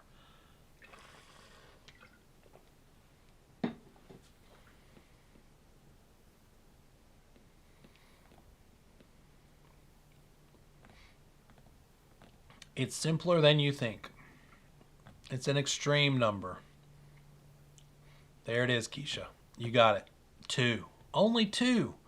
So dividing land into just 2 lots now has triggered this concept of it being a subdivision, and it needs to now follow the rules and ordinances of a subdivision. So city and county laws govern the creation of subdivisions. What can you do? What's the process of developing a subdivision? There are laws and rules concerning that. So what is one?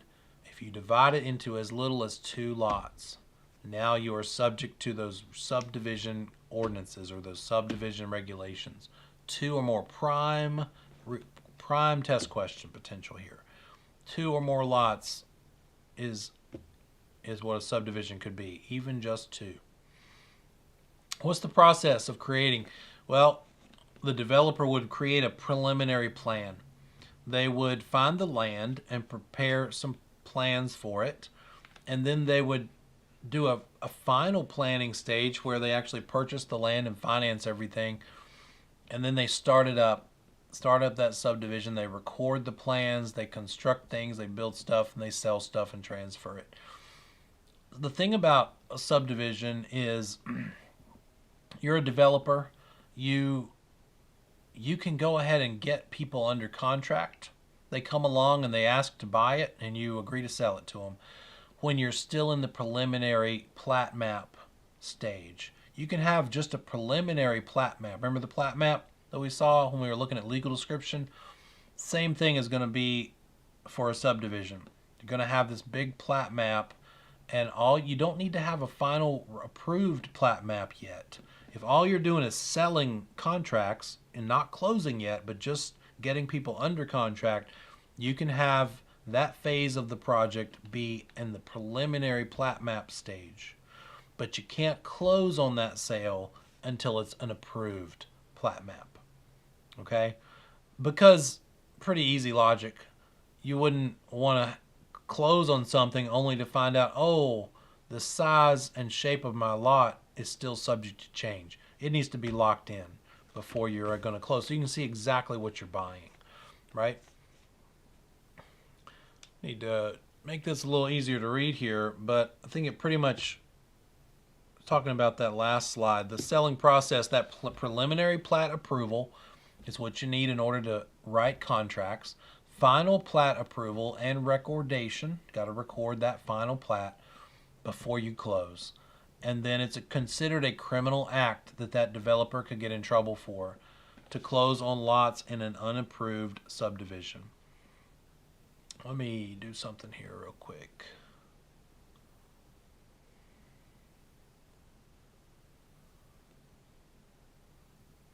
Make this a little easier.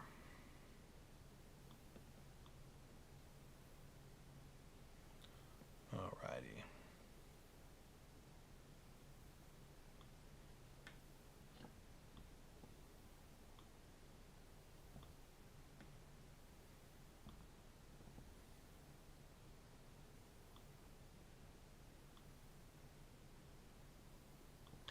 There you go. Can you read that better?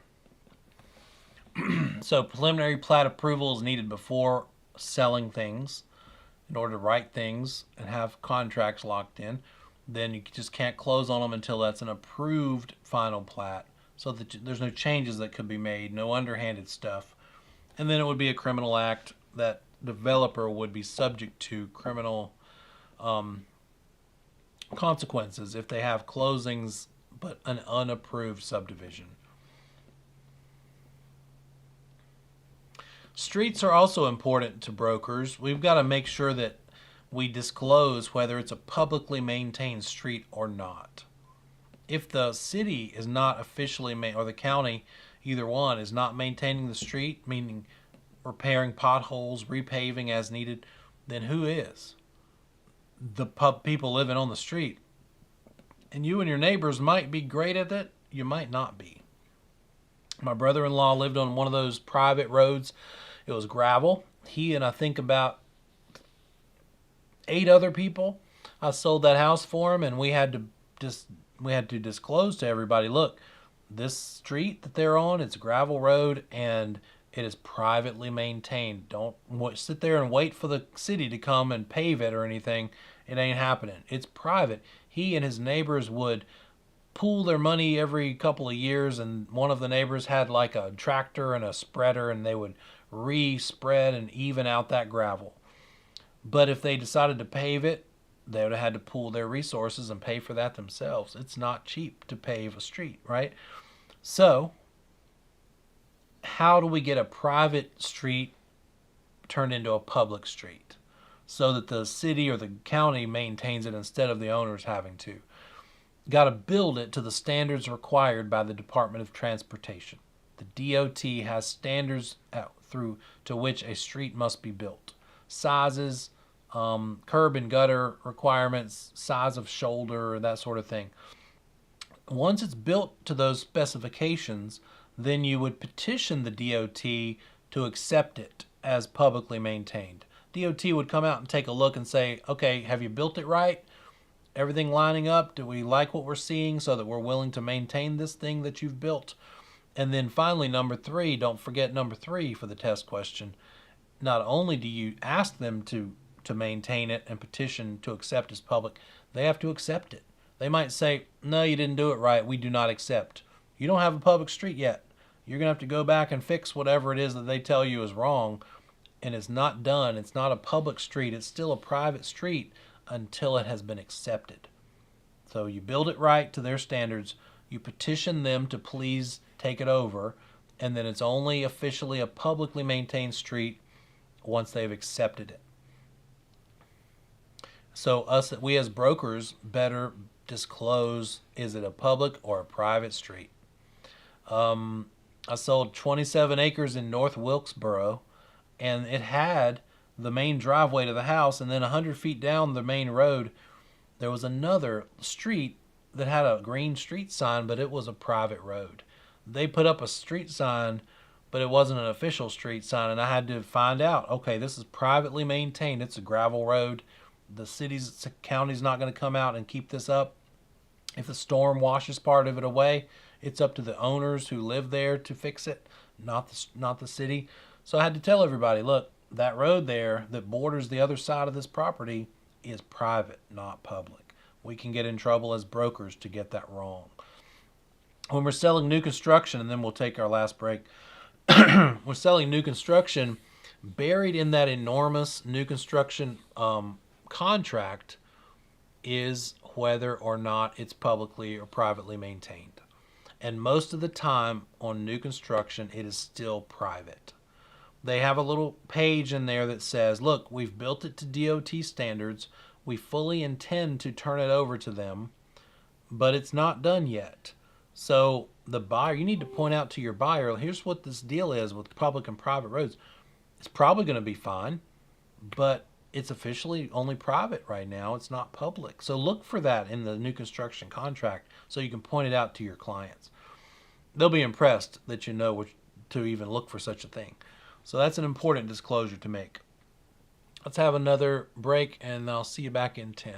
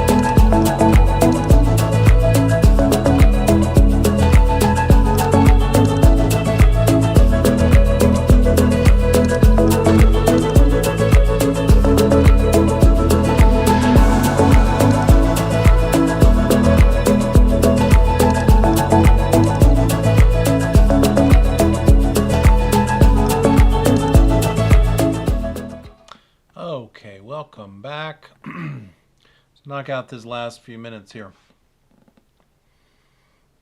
Okay. So as brokers, important to know, am I coming through okay? I think you can hear me okay. That the North Carolina Subdivision Street Disclosure Law, is it public or is it private? Material fact. It is a requirement for us to find out, discover, and disclose such a thing. If you list something, don't just assume it's publicly maintained, especially if it's out in the country, even if it has a green sign. Need to check it out. Ask the seller if it's in the least bit sketchy or questionable. Call the city. They will tell you. That developer has a requirement to disclose whether it's public or private, and they will usually do so. But we as brokers have a duty to verify and disclose. And there's a website available there, so you can check it out that way. But it's super easy to call the zoning department too. They are surprisingly easy to work with usually. I've shown up at about 20 till the end of the day and to talk about my property before, and the head of the department, sat down with me and went over whatever my concerns were. So they're usually they're good to have on speed dial, right? Here's the website again to find out the status of a street, public or private. nc1map.gov, nc1map.gov. So whose responsibility is it to discover and disclose the status, maintenance, public or privately maintained, of a road or a street? Whose responsibility does that fall upon? Broker. You got it. I've seen that in recent disciplinary actions in the bulletin, by the way. So it's a real deal, actionable item. Okay. Building codes. They're just standards for how to build something safely, right? You have to get a building permit, which involves inspections by a city or county person to make sure that it's built properly. Even if you build it yourself as a homeowner, you still have to get certain work permitted. You can't just do anything. You can't just build it, because if you go to try to sell it, that buyer will ask, is this permitted? An agent will probably ask you, did you get a permit before you built this thing? And you have to tell the truth, right? You have to disclose yes or no. So as brokers, when we go list a property, look for the red flags. Sometimes the addition doesn't quite match up with the interior finishes of the rest of the house. Or maybe it's not heated or cooled. It's a sunroom off the back. Good question to ask is, did you build this yourself? Next question is, did you get a permit? If they say, no, I didn't plan on ever selling this place, I didn't get a permit, then you just need to disclose it. As a broker, tell the whole world, no permit for this thing. What happens if there's not a permit and the city finds out? You get turned in. Well, they might require that thing be completely demolished and rebuilt, right? Because they have no idea, no way to make sure that it's built safely. You can't see behind those walls once you build it. Can't see that the electrical was done right to code. Can't see that the plumbing was done to code. And it could be that you could get lucky and just take off a part of it and see in there, but quite likely that they would have to rebuild it in order to get it permitted. So you might lose out on some buyers who don't want to buy something without verification that the addition was permitted. So as brokers, we just need to ask that question.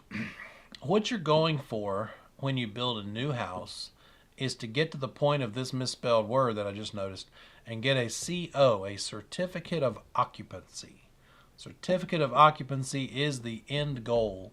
You can't live in it until it has a CO. And so the process is this. I'm going to double check, make sure I don't steal my thunder here. You decide to build a property. The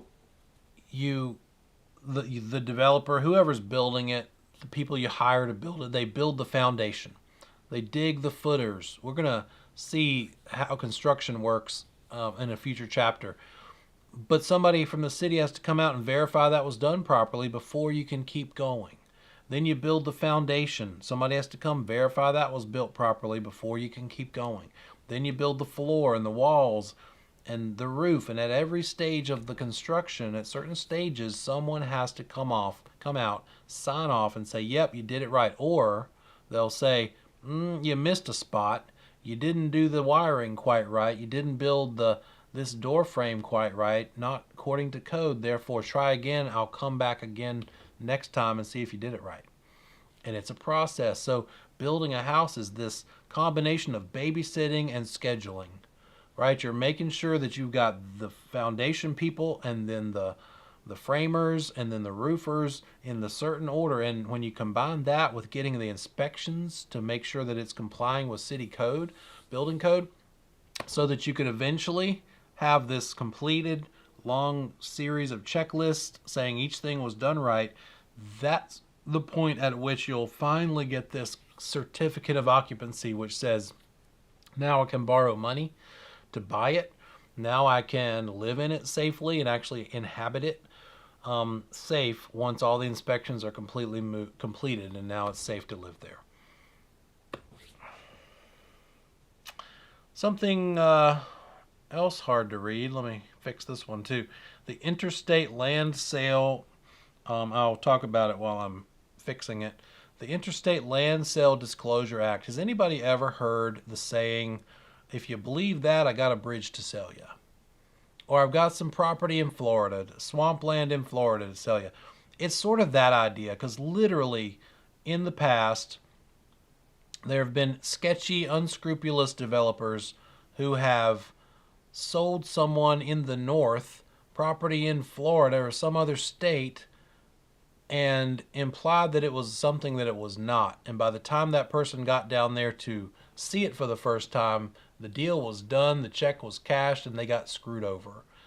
Well, this is designed to keep that from happening. So think of that when you see this. Okay, I got it fixed now. There we go. So the Interstate Land Sales Full Disclosure Act, if it's on 25 or more lots development and you're selling undeveloped land across state lines, it's required that you give full disclosure to purchasers. A property report must be given to purchasers, basically so you're not screwing them over, so they know what they're getting. They're really truly getting. It's not swampland. Once they get there, they thought they had 3 acres of buildable land. It was all underwater because they were so far away when they actually bought it and closed on it, they couldn't verify. So you also have to give them a right to rescind when you're purchasing 25 or more lots offered for sale across state lines, undeveloped land. And if you violate this, the developer is not only guilty of subject to criminal prosecution, they are also subject to being sued, civil suits, civilly sued by the damaged party. Other restrictions, again, like wetlands where fresh saltwater meet, any sort of water. FEMA flood zone restrictions, there's land use restrictions there. You can't build if it's flood land in the flood plain. You've got to build in a certain way. You have to have, or you might be required to maintain flood insurance. Wetlands would be things that are near bodies of water, obviously. Highway access restrictions, you just can't put a driveway out onto 85 or 77 or 40, right? You've got to have certain driveway permits. If you buy some land there, you'd have to access your land through off streets, then get over to the highway. At the end of the street I live on, it dead ends into Interstate 85. If I happen to own the land all the way down to that dead end, I couldn't just bust through there and pave a nice convenient driveway and just get onto 85. It'd be kind of dangerous, right? To go from 0 to 65 real quick. So highway access restrictions are in place to keep everybody safe too.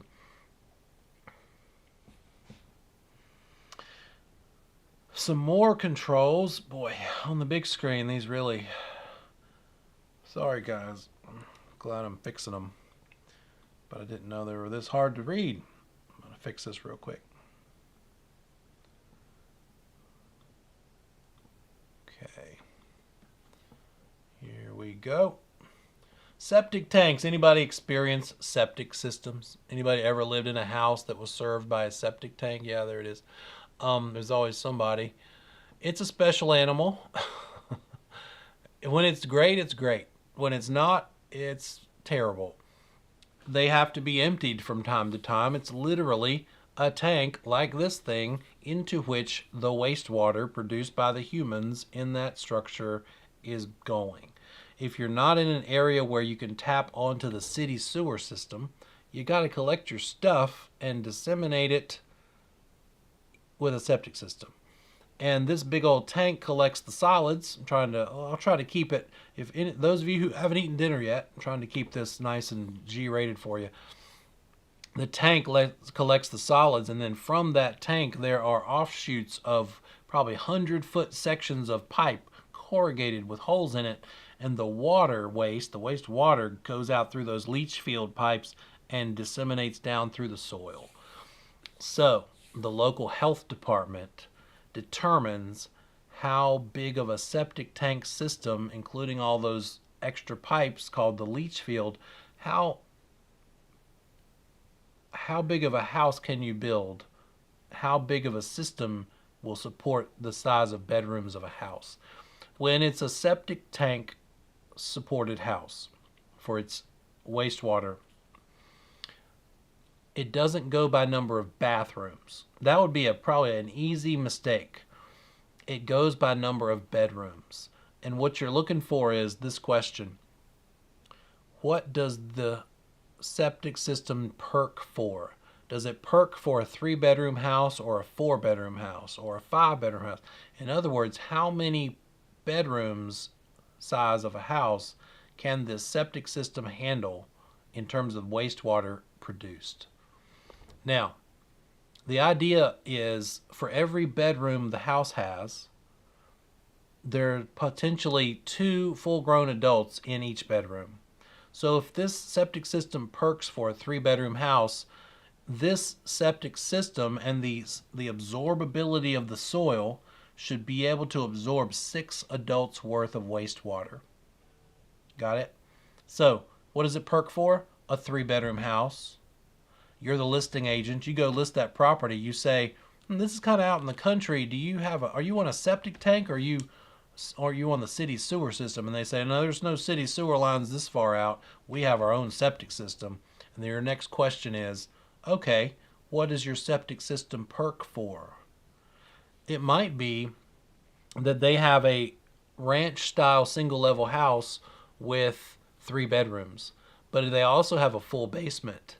And they went to great extent to finish that basement. They have 3 more bedrooms in the basement, plus a home theater, plus a kitchen, plus a dining room or a family room.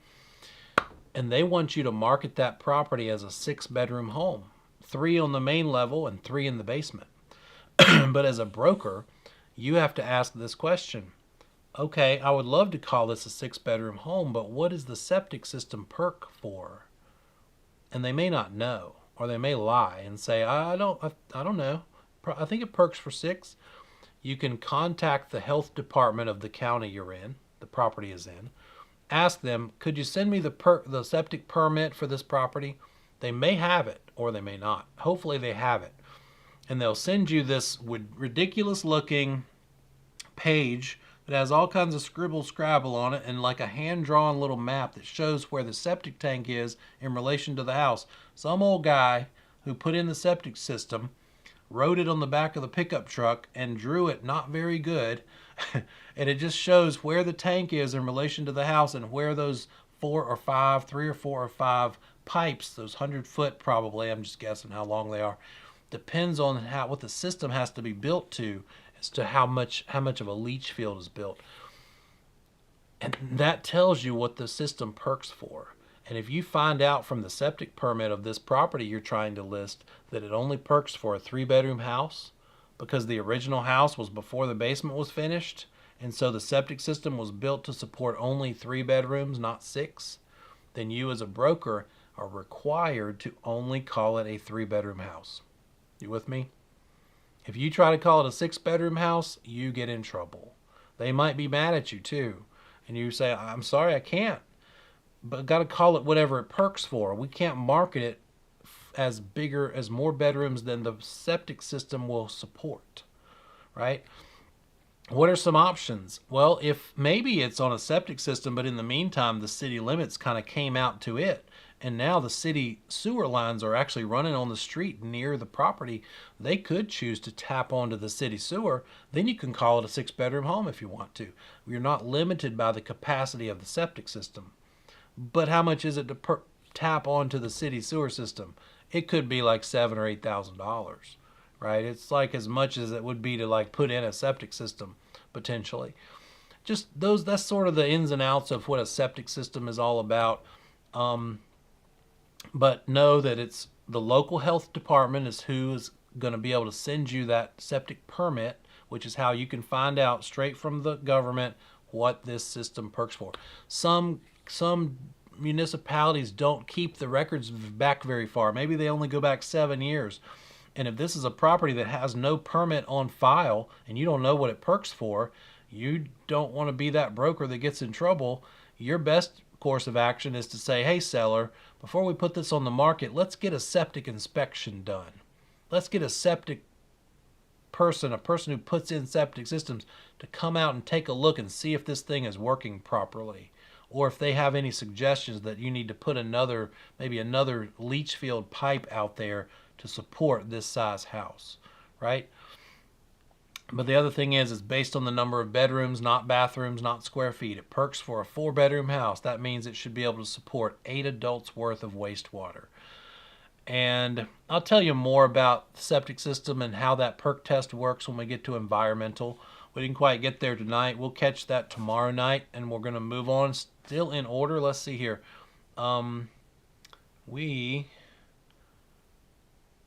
land use controls, finishing that up. We'll get into environmental, and we might start getting into chapter 7 on brokerage tomorrow. I think we probably will, because we're almost done with 6 here. So be ready for all of that stuff. And if you have any questions, let me know, but I'll see you tomorrow. Put your name in the chat for me, please. Thank you.